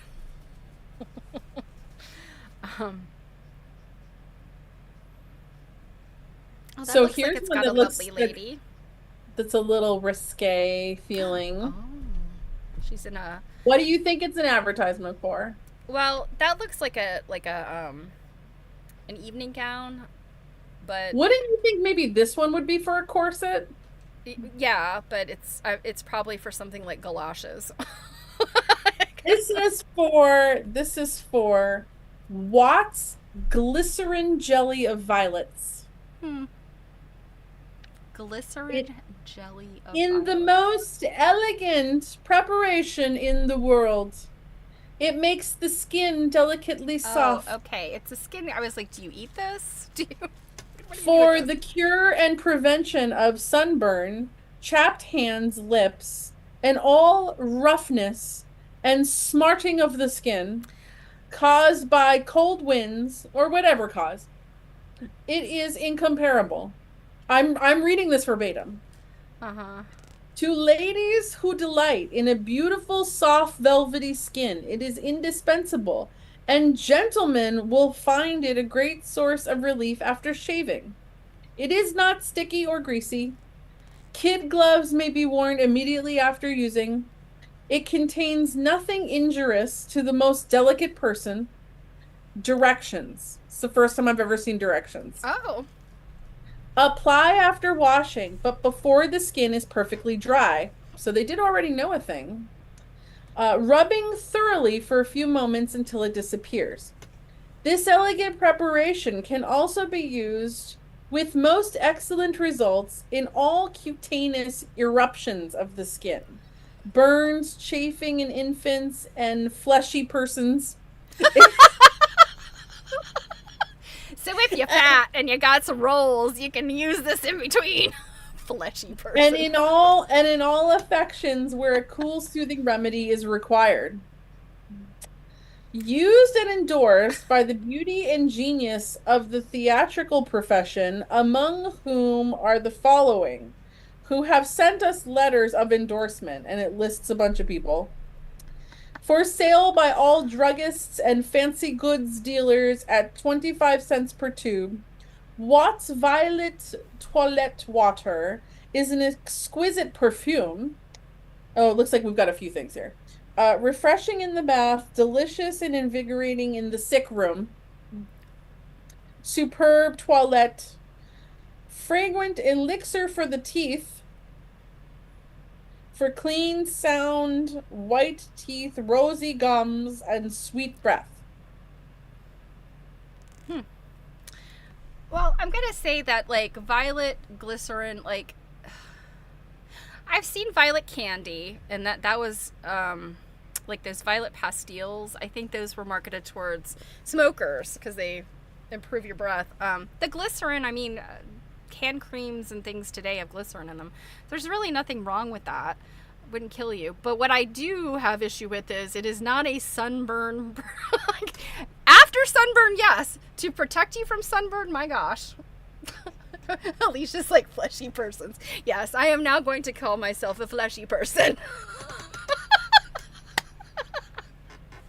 Fleshy person. Alicia, I forgot to mention, I'm glad you're here. I have been listening to Little Women. Yay! I think I'm about 3/4 through. I tried to listen on the plane, and I ended up watching Oppenheimer instead. Was it good? Oppenheimer was very good, yeah. I okay, for those of you that are Little Women fans, okay, I do love it. I can't help but love Joe. Joe is the best.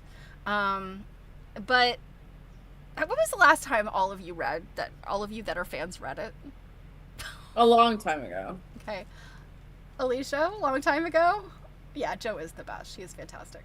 I definitely prefer the 90s movie to the book. So now, of course, I promised you I'd watch the movie when I get a chance. I don't know. Okay, Robin reread it a couple years ago. Alicia read it about 2 years ago again. Okay, there's a few things in there that I'm kind of like. That part where Laurie was catfishing Meg with the letters from the guy who eventually became her husband. I was like, that was no little prank. Like, dang, Laurie, that's not cool. That's catfishing. And some of the punishments, I mean, like, was it Amy that took the pickled limes, Mm-hmm. and the took them to school? And I'm trying to picture, like, oh, I'm a pickled lime. I don't know what that's like, a pickled lime, but in the movie they're not pickled, they're just fresh limes. But it was really mean of the school guy, the school teacher, to make her throw them out the window. That was rude.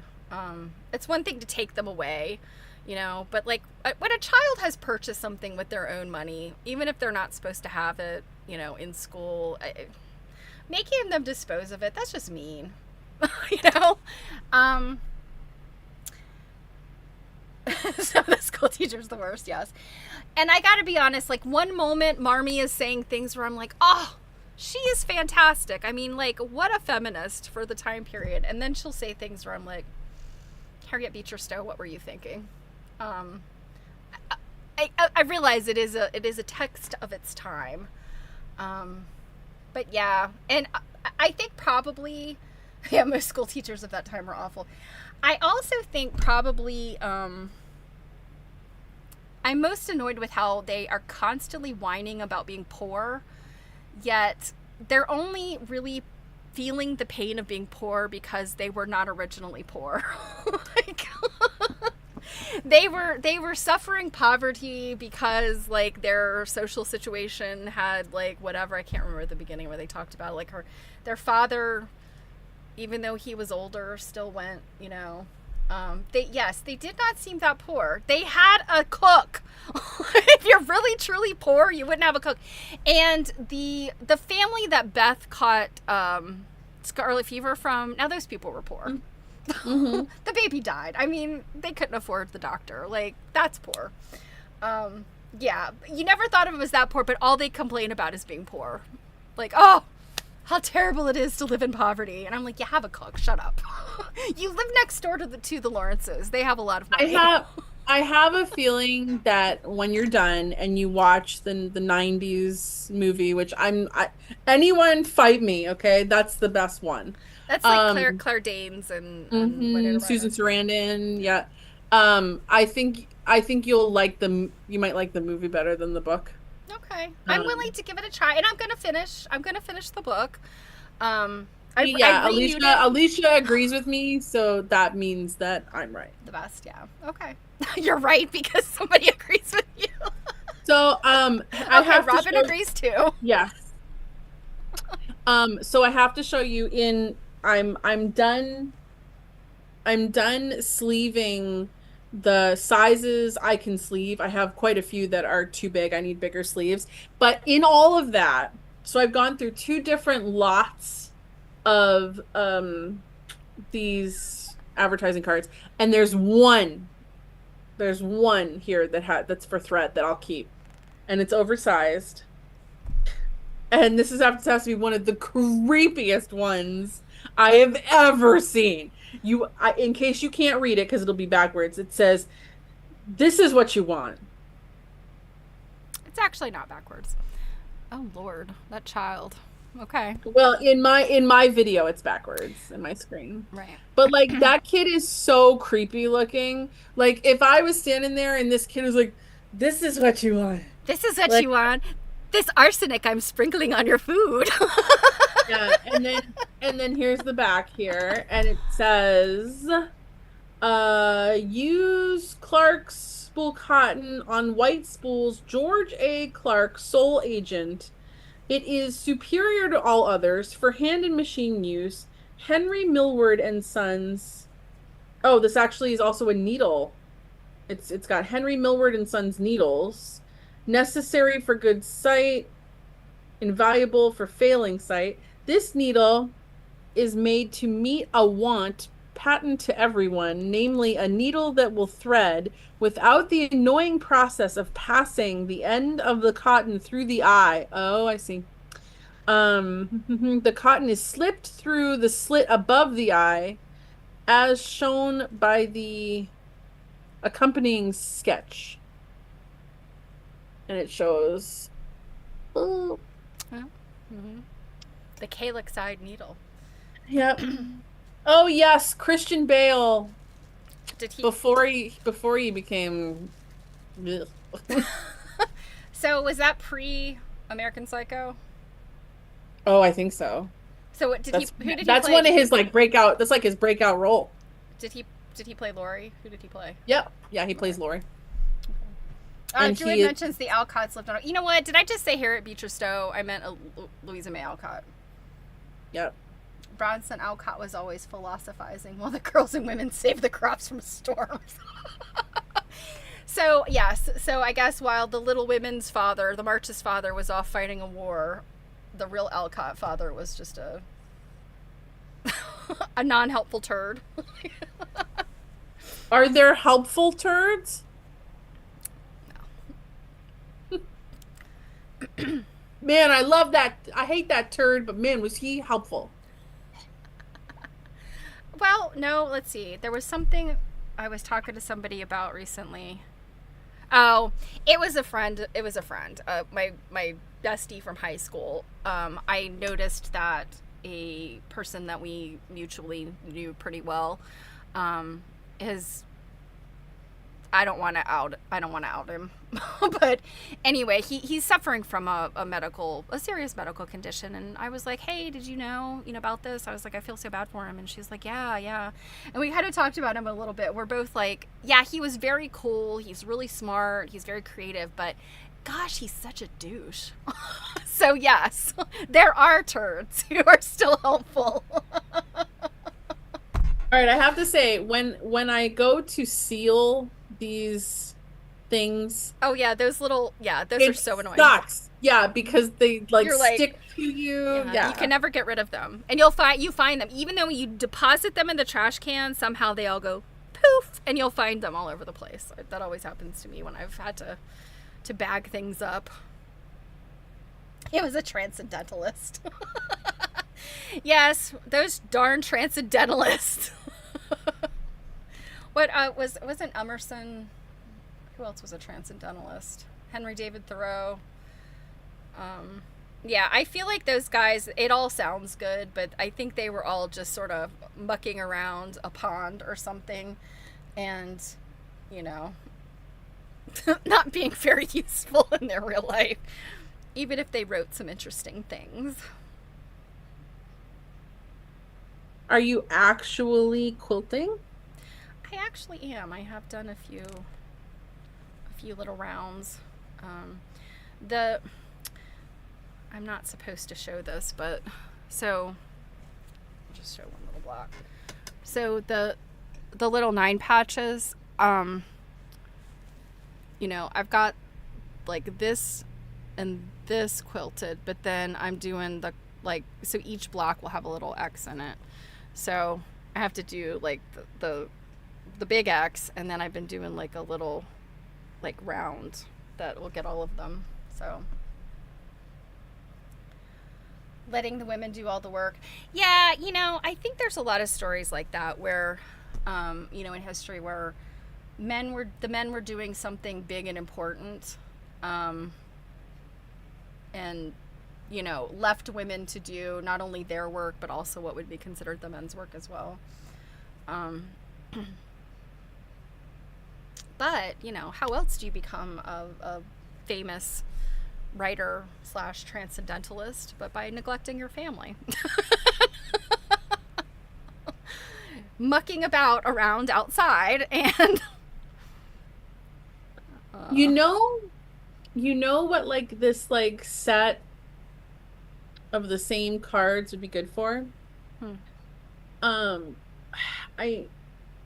know you've heard me mention it before, but do you remember, probably, I don't know, last year, it might have been the year before that, a friend of ours had given me the idea of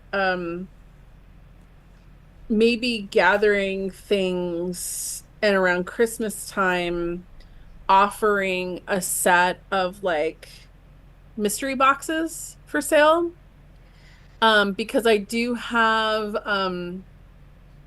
some old new stock of some other items related to things that we like. Now these particular ones aren't necessarily related to sewing, although Perline soap still is related to textiles. But yeah, since all those cards are the same, they could be good for something really like that, because I do have at least, I mean, one of the things this person was suggesting was like an advent calendar type. Oh yeah, that'd be fun. And offering a limited one, like there's only 12, you know, and once they're gone, they're gone. But and it was one of those things where, like, I was kind of like aggressively looking for stuff for a while, and then just stopped and was just kind of like, I'll just hold on to things, and then when the opportunity presents itself, it presents itself, kind of thing. And like, it's one of those things where, like, every item might not be able to be exactly the same, but they could, example, one of those last lots I had bought that I did a show and tell in Pennsylvania where you guys looked at like 15 strawberry emeries. You know what I mean? Where, like, so, like, maybe in everybody's box, like, not all the emeries are exactly the same, but they're all everybody gets a strawberry emery. Yes. Yeah. Yeah, I think little things like that would be a really fun little advent thing. And, like, I mean, maybe not 24 items, but maybe 12 items. So, you know, 12. I was thinking the latter 12. half. Yeah. All individually wrapped. Yeah. And, like, each day on social media, like, it becomes a thing with, like, this little unboxing and, like, people unwrap and stuff like that. I do like things like that. That's fun. And, you know, it's funny. So it wasn't this past year, but the year before that I did. I bought that Bon Maman jelly advent calendar, which was so fabulous. I don't think I would do another one, just because it did take me. Was it really expensive? It's like $50 or $60. So I mean, it's 24 jellies, you know. But I really that was fun, and because I was doing that and I shared it on social media, of course the algorithm started giving me all this other info about different advent calendars. And also probably because I also buy the Lego advent calendar for my nephew, and, you know, something for my niece, and so again, algorithm thinks this lady likes an advent calendar.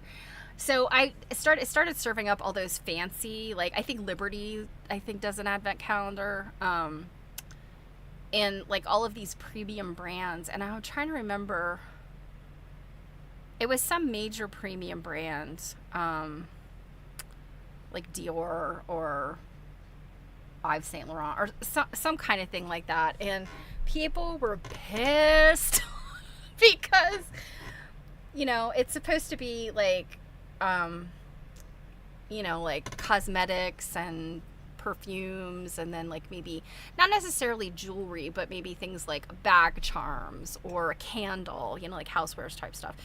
And you realize it's not like the high end, like diamond encrusted things, but it's still like the more expensive things. And, it's supposed to be like this great, this great deal you get. And I just remember like they did stuff like, and I think they were 24, it was 24 things. It wasn't like a halvesy. But I remember the one I thought was so beautiful. It was shaped like a house and it was enormous. But they did things like, one thing would have been, a candle with it, like a little coaster that it sits on and maybe like a lid. Mm-hmm. You would think that would be one thing. No, that's 3 days worth of things. It's the candle, and then the next day you get the trivet, and then the next day you get the lid, and it's like, oh, you SOBs. Like, so really, in truth, there was only like half the items because they did stuff like that.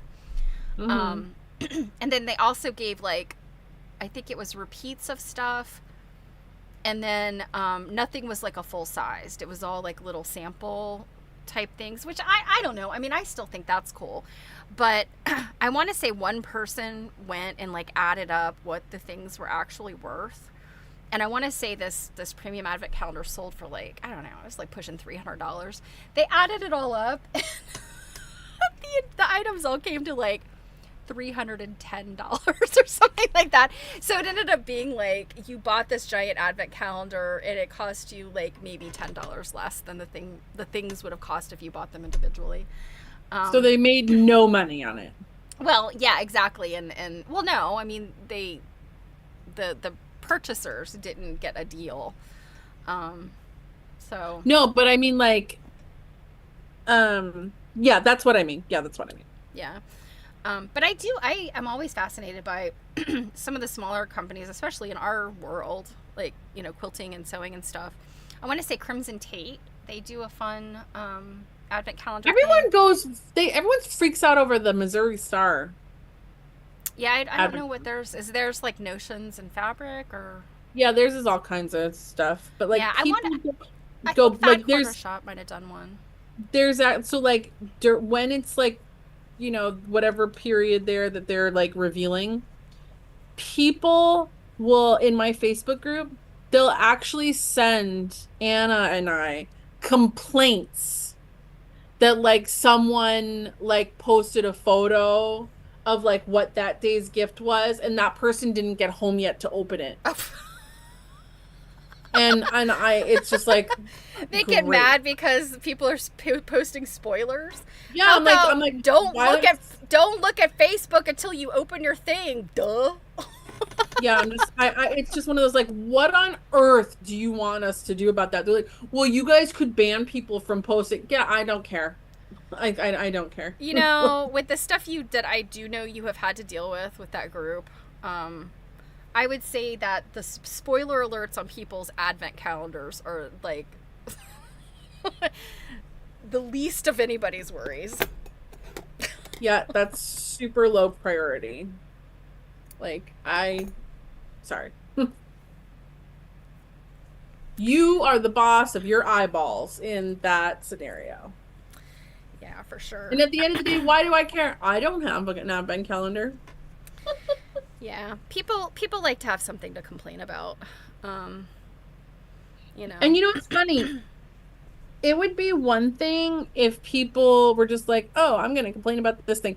I think there's like an underground contest that we don't know about of like, what's the most ridiculous thing that you can complain about to people? Because there's sometimes really ridiculous things. So sorry to interrupt, but I do have to report something that, so because the front of this quilt is white, and I stab myself constantly, I did get blood on my quilt. And my mother always told me, and this has borne true other times, but I'm very, very pleased to see it literally worked last night. If you get your own blood on, and we're talking like a drop of blood, we're not talking like a flesh wound or anything else, but like in your sewing, if you get a drop of blood, you prick yourself, get a drop of blood on it, your own saliva takes it out. And I think it's because of the enzymes in your saliva versus the blood, but I cannot see any remnants on here. And I did a little dab. I took a Q-tip with a little bit of soap after I had blotted it with my own saliva. I was like, Good job, Stabby Joe. yeah. I am very pleased because I'm looking at this and I'm like, you cannot even see. I was worried as I was dabbing and I was like, well, it's making it lighter, but is it like dispersing it into this like brownish orange yuck? But no, I don't see any remnants of it. So if you have never heard that disgusting fact before, it works. You know, if you just like a little prick and you've got, you know, a little drop of blood on clothing or on your sewing, saliva removes it. But it's got to be your own. Like, you can't borrow someone else's. Can't borrow somebody else's spit. I stabbed my quilt. Here, give me a little dab thing. Yeah, and obviously don't do it after you've like eaten a chocolate bar. Then you've got a whole other problem. It's got to be unadulterated spit. It's the grossest thing. But so many, when I was a kid, I always remember my mom and like other needleworkers saying that, and I was like, but it really does work. Now, on the scale of grossest thing, do we think that that's more gross than the fact that we know that out in the world exist tiny little spoons for people to scoop out their own earwax to wax their thread with? Well, they were scooping it out anyway. The waxing their thread with it was a secondary. But right. Well, I mean, yeah, in that also scenario gross. too. Also in that quite scenario gross. too, it is perfectly acceptable, I guess, to use your friends because, you know, it will still work. It's yeah. So disgusting.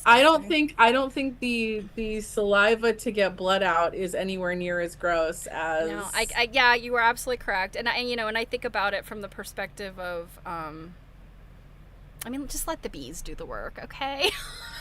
Don't use your earwax. It's gross. If we, you know, probably all of the human fluids that are on quilts, like antique quilts, I think we've mentioned this before, you know, potentially somebody waxed their thread with earwax and then you've got somebody else bleeding all over the quilt because they stabbed themselves. I mean, better that than all that supposed horse blood. Horse blood, I know, horse blood. I'm like, why are so many horses bleeding on quilts? I don't understand where that came from. It's the most ridiculous. Like, for anyone that doesn't understand the context, there is Is she a historian or? She's an antiques person. Okay. Her name is Dr. Lori. And she's in my opinion, she's the Dr. Phil of like the antiques world. And you can Google, you can like look it up on YouTube. There's like a talk or something or an appraisal, whatever she was giving somewhere where she's talking about quilts. And she talks about like how all these antique quilts, you're going to find all these brown stains all over them. And, you know, it's from horse blood. Like people were wearing these quilts when they were like on carriages or, you know, whatever, which I can totally believe that, like to keep yourself warm. But then she's like, yeah, it's just probably horse blood. Well, my question is why are the horses bleeding so much? Like, I mean, okay, now we do know that I think it was Mary Kay Waldvogel. It was a presentation she did, I think is where I heard this about. But I want to say, hey, Leah! That lady be whacked. Yeah, totally see, Leah knows exactly who I'm talking about. Leah might actually remember this story because I want to say they talked about it at her retreat this past year, this spring. But it was something about a quilt that was like they dropped a dead donkey in the quilt or something like horrific like that. Now you can understand a quilt like that may have some equine / I don't know, are donkeys equines too? I don't know. And also, I mean, you think about during the Civil War, all those Civil War quilts potentially have soldier blood and potentially horse blood, I guess. But on a regular day, why on earth? Oh, Leah's watching on the TV and can't chat, so she switched over to her phone. Leah knew that the Dr. Phil of the antique world was important enough to comment about, that she was like, I gotta get on the phone. Because yes, this woman can be like that insufferable. And she also like the way she like presents these ideas, she's one of those people that like does it really like forcefully, you know, to make it sound like she like really knows what she's talking about. She just merely suggested. So Druid actually has an interesting little piece of information here. In the late 19th and early 20th centuries, horse blood was a key component in the production of serums and antitoxins used to treat diseases like diphtheria. Very interesting. And I do know like that there are things like that out there. They were, I mean, definitely livestock. They tested, you know, things on livestock and used livestock. My house is plastered with horsehair plaster. And I was like, why are they shaving the horses so much? But how do you get from horse blood being used in a medical capacity to staining all the quilts? Yeah, she definitely did not present it. Now, it might make a little more sense if she said, if you see, you know, some drops of this, it could be from taking medicine that had horse blood in it. She did not present it like that at all. She presented it as you're in a carriage crash and the horse's leg has become severed. Snapped right off. And like you're doing surgery on this quilt. Yeah. It's insane. So, okay, Leah said making glue. Yeah, you know, and I looked at it from the perspective when I first moved into my house, and they, you know, they're like, oh, it's original horsehair plaster, and I was just like, ew. and also horsehair in upholstery. That's another thing. Sometimes they stuff. And, you know, I think in a lot of cases it's like the, you know, the mane and the tail is like a lot of hair. But I was just like, you know, and I'm thinking to myself, well, the like, horses, I mean, horses shed. Have you ever seen those videos of them like they brush them, and and I guess just everybody had horses. I mean, it's your major form of conveyance, and if you're a farmer, you probably have multiple horses. If you're rich people, you got tons of horses. So, to her, everything was a horse blanket. It's true. Oh my God! I'm telling you, maybe at some point we should have like a little watch party. To see, oh my God, it's infuriating. And then I felt so bad because one of my friends that's a dealer, she's a younger dealer too. She doesn't deal in quilts. She deals in all kinds of stuff. But at one point she had shared like something from Dr. Lori, like when she was like looking at quilts and stuff. And I messaged her and I'm like, hi, like, don't look at her. Don't share this lady. Yeah, like that. She's really embarrassing. Don't listen to her. Like, yeah, Druid. Yeah, that's the thing. I mean, certainly, I'm sure. Like, just the brutality of olden times. You know, I mean, people got cut, people got hurt. You know, animals too. But yeah, I just like, again, I'm like, I can't wrap my head around, like, where is the blood coming from? Like, because if your horse is bleeding on your quilt, there is a problem. That is not just like, oh, another day, another bloody horse. But yes. So, you know, that's the thing, Leah. I do not have any experience with horses. So that makes sense that they shed. And yeah, you end up, I mean, I just think like furry dogs. People will brush their furry dogs and felt their fur. Same with cats. Well, when you think about it, I would kind of like compare like horsehair almost to like the way like Chihuahuas, their hair and their coat feel. And because Chihuahuas, their coat is not fluffy. It's really tight to the skin and they look really shiny. People think they don't shed, but Chihuahuas shed like a mother. And I know that because I've got a girlfriend with like 7 of them. And yeah, you end up covered. So Robin's got an interesting theory When you first said that, I thought about people using quilts for horses giving birth or cleaning newborn colts. Now, what we know about quilts, I would say that's probably highly unlikely. Yeah. I mean, I could certainly see like some old ratty ass quilt, maybe like, you know, if in terms of your livestock. I mean, horses, I look at horses in the same way like I look at cars, because to me that, you know, yeah, they use straw. I would treat, if I had a horse, I would probably treat it better than I treat my car, because it's a living thing versus my car being a 20-plus-year-old thing. But yeah, I mean, quilts are hard enough to make. You know, That's what I mean. Like what we know about the fact that often there's lots of quilts that we find that were never even used because people found them too precious. Mm-hmm. Yeah. A saddle blanket. Drew had mentioned saddle blankets, and that's kind of like the only thing I can think of where, you know, you might use a quilt in a way that, you know, a textile that's related to horse is a saddle blanket. But I don't see people talking about saddle blankets being all bloody from. I mean, again, if your horse is bleeding on your blanket, it's a problem.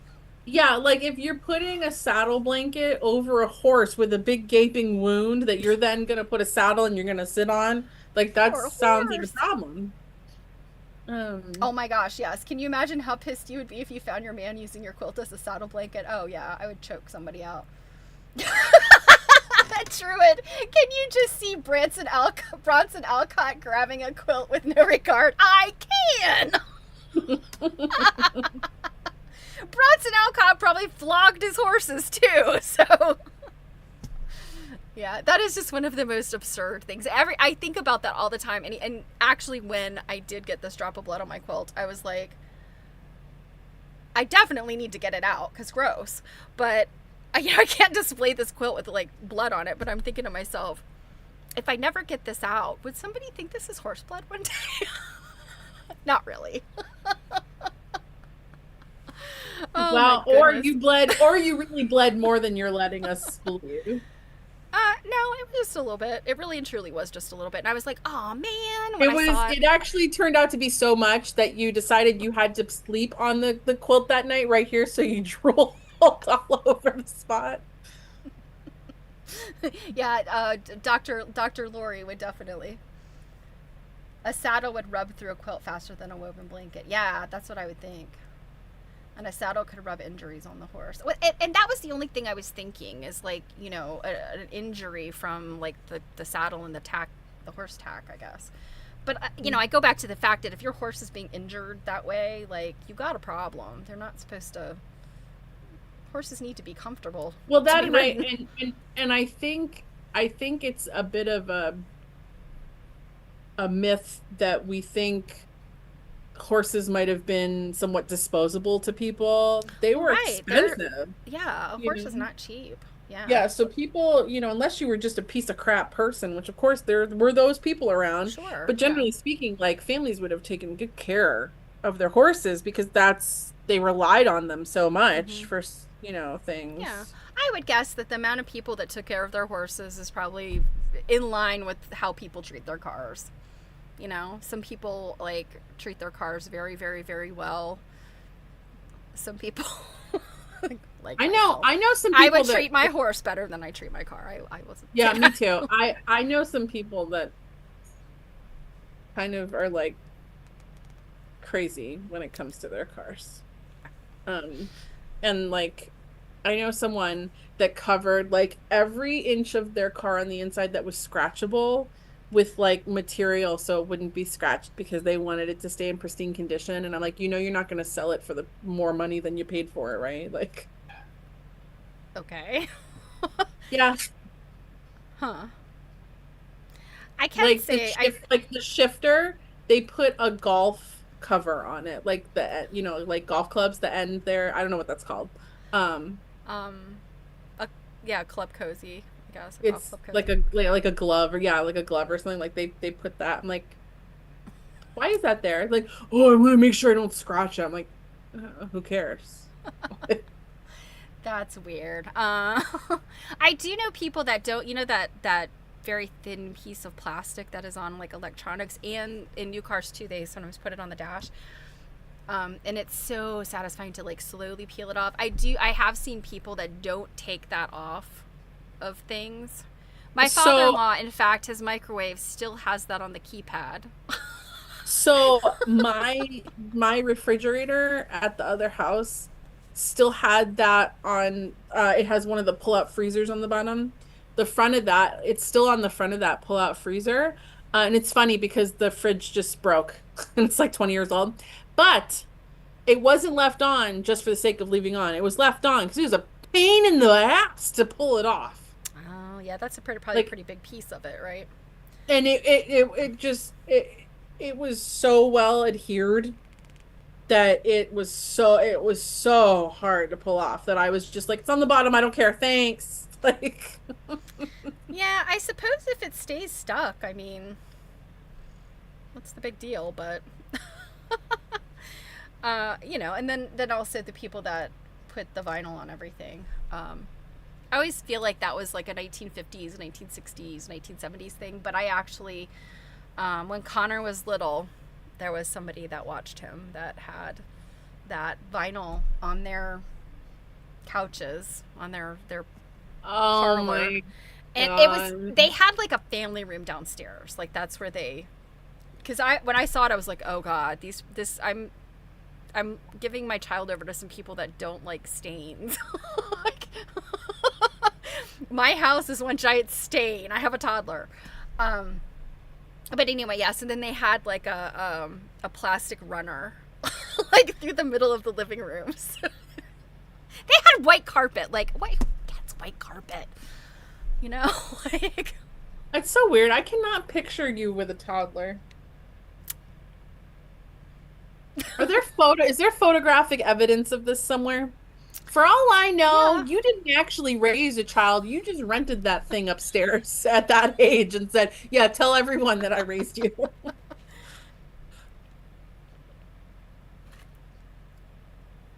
Oh, you thought you'd taken the plastic off your dishwasher? Yes.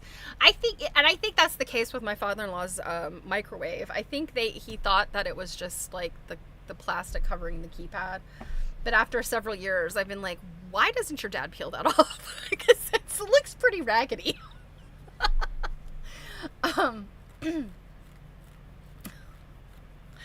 Yes, there is photographic evidence. I don't have anything near my desk. I'll try to see. Yeah, I actually have a picture of me and Connor when he was about 2.5, maybe 3. It's a very cute picture. But it's on a bookcase. Do you look like his older sister in the picture? No, I look like a parent, I think. Although when he was a teenager, there were a couple times that there was that, like, your sister? Like, Well, no, I mean, I'm his mother. when you turned your camera off to go, I saw your 10-year-old Zoom picture. And when I say 10 years 10? old, I don't mean that it's the picture itself is 10 years old. I mean that she looks 10 years old. Oh, okay. I was going to say that picture's 15 years if it's a day. Oh, this is some terrible dust on the top of this picture frame. But yeah, this is a picture. Bear with me. Let me get some of this dust. It's just kind of behind my computer, so. I mean, to be fair, we didn't even need to hear about the dust. Yeah, but you would see the dust. So this. Yeah, is your Connor. siblings. Your siblings in that picture. He was probably about 12 or 13 in this picture, I guess. And you're his sister. I haven't changed a bit. Yeah, and this frame he made probably when he was about 6 or 5, maybe younger. Oh, there's something else in here. You guys, I sound off in the comments there. I know you Aw. agree with me. Aww. I have this picture. But that's not evidence that that child belongs to you. That could have come with the frame. He looks just like me. Oh my god. Yeah, but for all we know, that's someone else's child in the family. Okay. There is nobody else in the family that wants to claim him. They're like, you made that. Oh, Druid's got a gift? Tell us.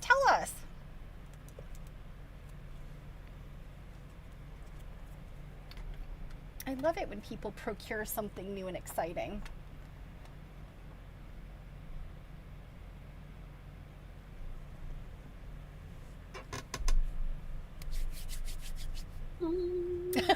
Spill the tea, Druid.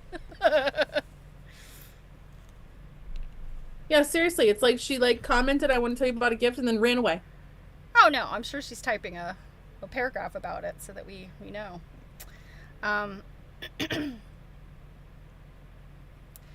Mother gave her friend a quilt top, which was pieced by my grandmother. Ah, and the friend finished it.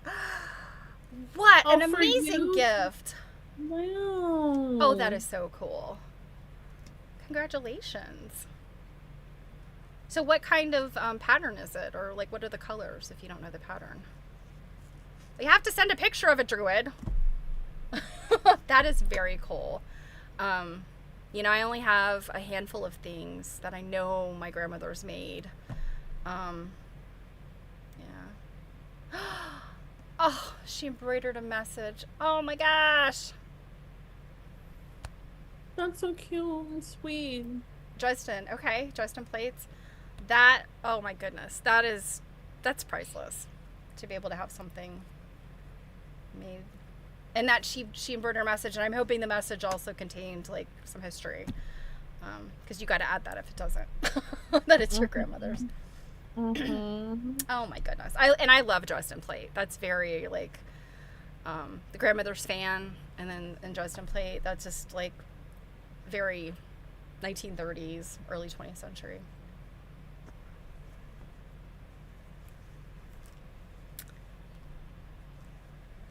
Grandmas are the best most of the time. I'm Sadly, lucky. mine didn't do any of that kind of stuff. Yeah, not all grandmas are grandmotherly, but she had the quilt folded in such a Oh no, beautiful way. she was grandmotherly, but she didn't do any like crafts. All I really like, the biggest thing I remember her doing was cooking, smoking, and folding laundry. Was she a good cook?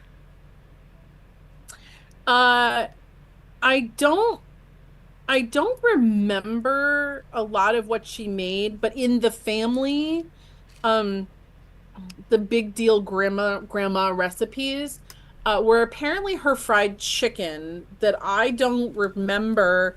My mom never caught on to making.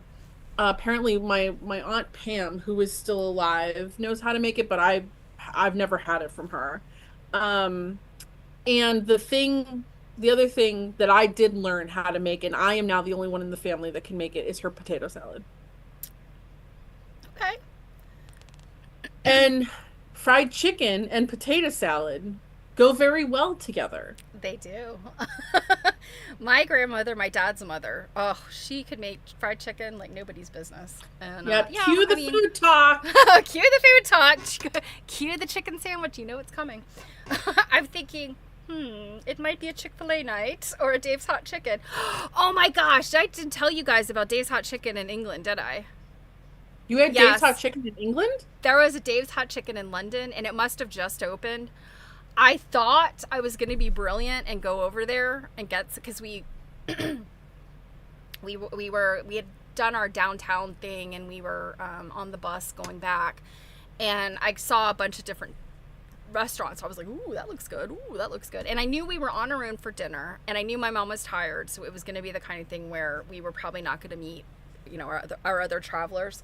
So I was thinking, I know I could take, it's walkable, but I was like, I know I could take the tube back down, and I will go to Dave's Hot Chicken. I get there, and there's a line around the damn block. They have a security guard at the door that's letting people in like 2 or 3 at a time. And I don't think, I always use I don't think they have an app. I think I just used they have an online ordering thing. I don't think that was available. So you had to go in there and order. Where are they from? That's crazy. Do you happen to know? I know I've looked it up before, because when they were new around here, I don't remember. So as I say, when the Chick-fil-A next to my Kohl's opened, it was like that. Yeah. Chick-fil-A was like that around here too. And you know, it's funny because I grew up with Chick-fil-A. And I mean, to me, Chick-fil-A was like, yeah, that's cool. You know, it's good. It's all right. Because we had a Chick-fil-A at our mall. And then also Krispy Kreme. People here in Maryland lost their mind over Krispy Kreme donuts. And I was like, oh my God, I grew up eating Krispy Kreme all the time. They're not that good. You know, it's funny. I don't think Krispy Kreme or Chick-fil-A are all that exciting. Chick-fil-A is, I don't know, to me it's kind of become like, nah, it's all right. You know, it's perfectly adequate. Krispy Kreme, the thing about Krispy Kreme is if you go to a Krispy Kreme store and they have the hot donut sign on and you get one that's just come right out of its little waterfall of sugar glaze, that is delicious. That is like eating a cloud that's covered in donut sugar. But you let those things sit around for like 10 minutes, they are stale and nasty. And that's the way we used to have them when I was a kid. Stale and nasty. And I'd just be like, ugh. But when I lived in Richmond, of course I was in college, we would be out late hanging out and drinking and whatnot. And the Krispy Kreme was open 24/7. And they'd have the hot donut sign on. And we would go and just be like, can I lay under the conveyor belt and just let them drop in my mouth? And I had them when I was in North Carolina because they weren't up here much. Yeah, no, I don't think they would they're pass more Virginia. common. Yeah, they're more common now up here, but they really weren't up here then. And someone was like, "Oh my God, you have to have Krispy Kreme," blah, and I was just like, "It's okay." Like I don't. Yeah, they were. I want to say, were they originally out of North Carolina? I can't remember, but they never went north of Virginia. My mom had them as a kid. Like they would sell them for band boosters and stuff, which I thought was weird. And again, like they sit around. It's like, ugh.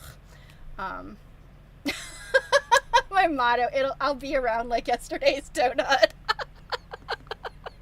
A little crusty and unwanted.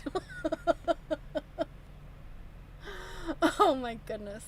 Oh, Robin said her grandmothers were great cooks and her grandfathers were master barbecuers. It's always nice to have family that can cook. Yeah, my aunt on my on the grandmother's side that I was just talking about, oh my God, she was the most amazing. Like she could make dog shit taste like filet mignon. And she was also like, as she got older, she was also like a weird cook. Like she could be a night owl or she'd like wake up in the middle of the night because menopause. And she like called my mom one day and my mom's like, "Oh, how's it going? Like what you been doing?" And she's like, "Yeah, last night I couldn't sleep. So at 3 a.m. I got up and made a turkey." Which I'm like, but those take like 6 hours to cook, but she must have gone back to bed. She's just like, "Yeah, I got up and made a turkey." Or like one night she said she got up in the middle of the night and fried a cabbage because like she couldn't sleep. Yeah. I agree. Grilling a stale donut. Also, you could just split it like a bagel and put it in the toaster oven. Does that bring it back to life? Oh, yeah. Huh. And if it doesn't, it just makes it crisp so that it's like... Well, wait, if you put it in like the toaster oven, doesn't like the glaze like drip off of it? Yes, it can. And so I'll put a piece of parchment paper under it. Yeah. I have to be honest, I have a relationship with my toaster oven. So it's a Calphalon toaster oven, and it is the Joanne sent pictures. Do I have my phone here? Yeah, hurry up. But this like relationship you have with your toaster oven, is it like we're gonna see you on that show about people that have romantic relationships with inanimate objects? No, it's that I cannot live without it. And there are some things like in the summer I hate heating the stove up. Toaster oven's perfect, but the Calphalon one is like it's deep, like, and it's pretty big, so it's almost like a tabletop or a desk, like a tabletop desktop, a countertop. It's like a countertop oven more so than like a toaster oven. And yeah, like it started like our old one. This is the second one we've had. It's the buttons. One of the buttons came off. And I was like, I bet this toaster oven's not going to last much longer. We need to buy another one. So we had one in reserve for like 8 or 10 months. It might have even been longer than that. It was just sitting out on our sun porch on the shelf because I was like, when this toaster oven dies, I don't want to take the chance that we can't get another one. And I need to have one in reserve soon because this one's been kicking around for a few years. Hurry up and check out those pics because I gotta go soon. Oh yeah, it's almost 4:30. I know, right? It's amazing how fast it goes when we do this. Oh my gosh, this is beautiful. Okay. So, I can't get it to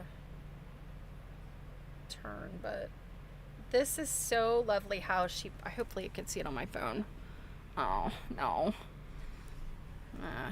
Hold on a minute. Let me see if I can download these and then I'll do real quick.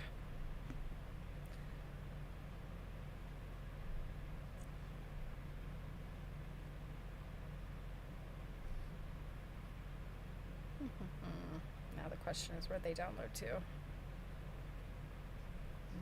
Not there.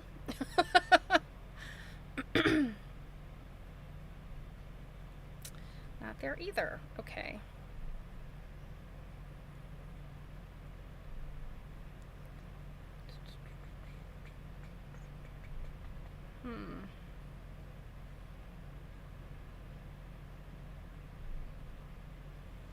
Well, I have no idea where this just downloaded to. Let me just do a screenshot maybe.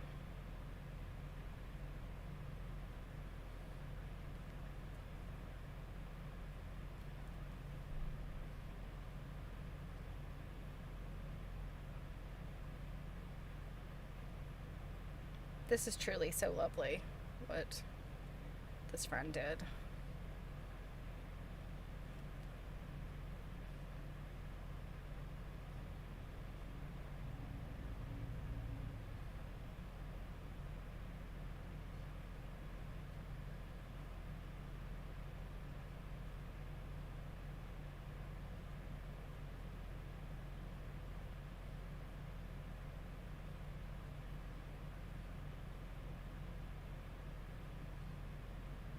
Hold on, Doug.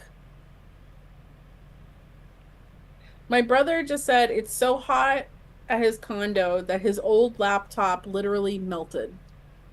Oh my god. That's only slightly insane. Well, I'm just like, well, that sounds like a problem. Yeah. Let's see, what did I just do with my quilt pictures? Here we go.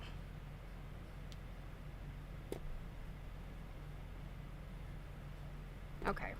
Hopefully you can see this. So this is, let's see. So there's some little stitching here.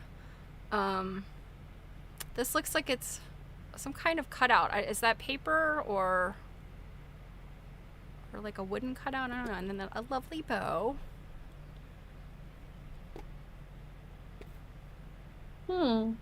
And then here's the actual quilt. Isn't that pretty? Mm-hmm. Oh my goodness. And it's, I like the fact, like, they look like big sunflowers because of this.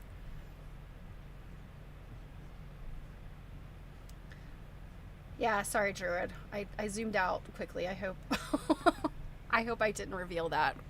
I didn't mean to do that. But yeah, this is such a pretty quilt. I look forward to seeing all of it. Yeah, that is very pretty. What a nice thing that she did. Like that means a lot. Agreed. Yeah. It's one of those things where, like, I'm kind of sad that, like, nobody can do that for me because my grandmother would have had to make it out of cigarette ash. Marlboro cartons. Yeah, like, she's one of those people that, like, lit her cigarette with her last cigarette, you know, like. Yeah. Well, that said, I can't believe it is almost 4:30. What the heck? Yeah, and I'm starving. I So- too I'm too am pretty hungry. I had a tiny bag of Doritos. There was those tiny little Doritos that were left over from You're still eating tiny Doritos from huge England? box of them. It was a huge box of them, and there were just one little tiny bag of Doritos. That was my lunch. Oh, she paid someone to long arm it. Yeah, it did look like it was long armed. Yeah, the Barbie bag of Doritos. Exactly. That is exactly what it was. My I have several that I've saved and washed them out for. They're like a super jumbo party bag for Babraham. To be able to walk around in your brain for a day would be quite interesting. Oh, you couldn't handle it. I'm sure that's true. I've had 50 plus years to deal with all this. Oh, goodness. Well, I guess that said, we will go get our food and let y'all go. And see everybody back here at 7 p.m. on Tuesday the 19th for our interview with Lori Labar, the author of Main Quilts. Main quilts, yeah. We have sent off our questions to her. She has not told us she disapproves of them. So we're a go. Yeah, although she said something about trick questions. Yeah. She's already given us a hard time, so you know she's going to be fun. So. All right, guys. Well, I would say I hope that you also have some delicious tiny Doritos and a chicken sandwich, or whatever your version of that is. And the rest of your weekend is spent stitching and relaxing and doing all the fun things. All right. See you later. Mwah, mwah, mwah.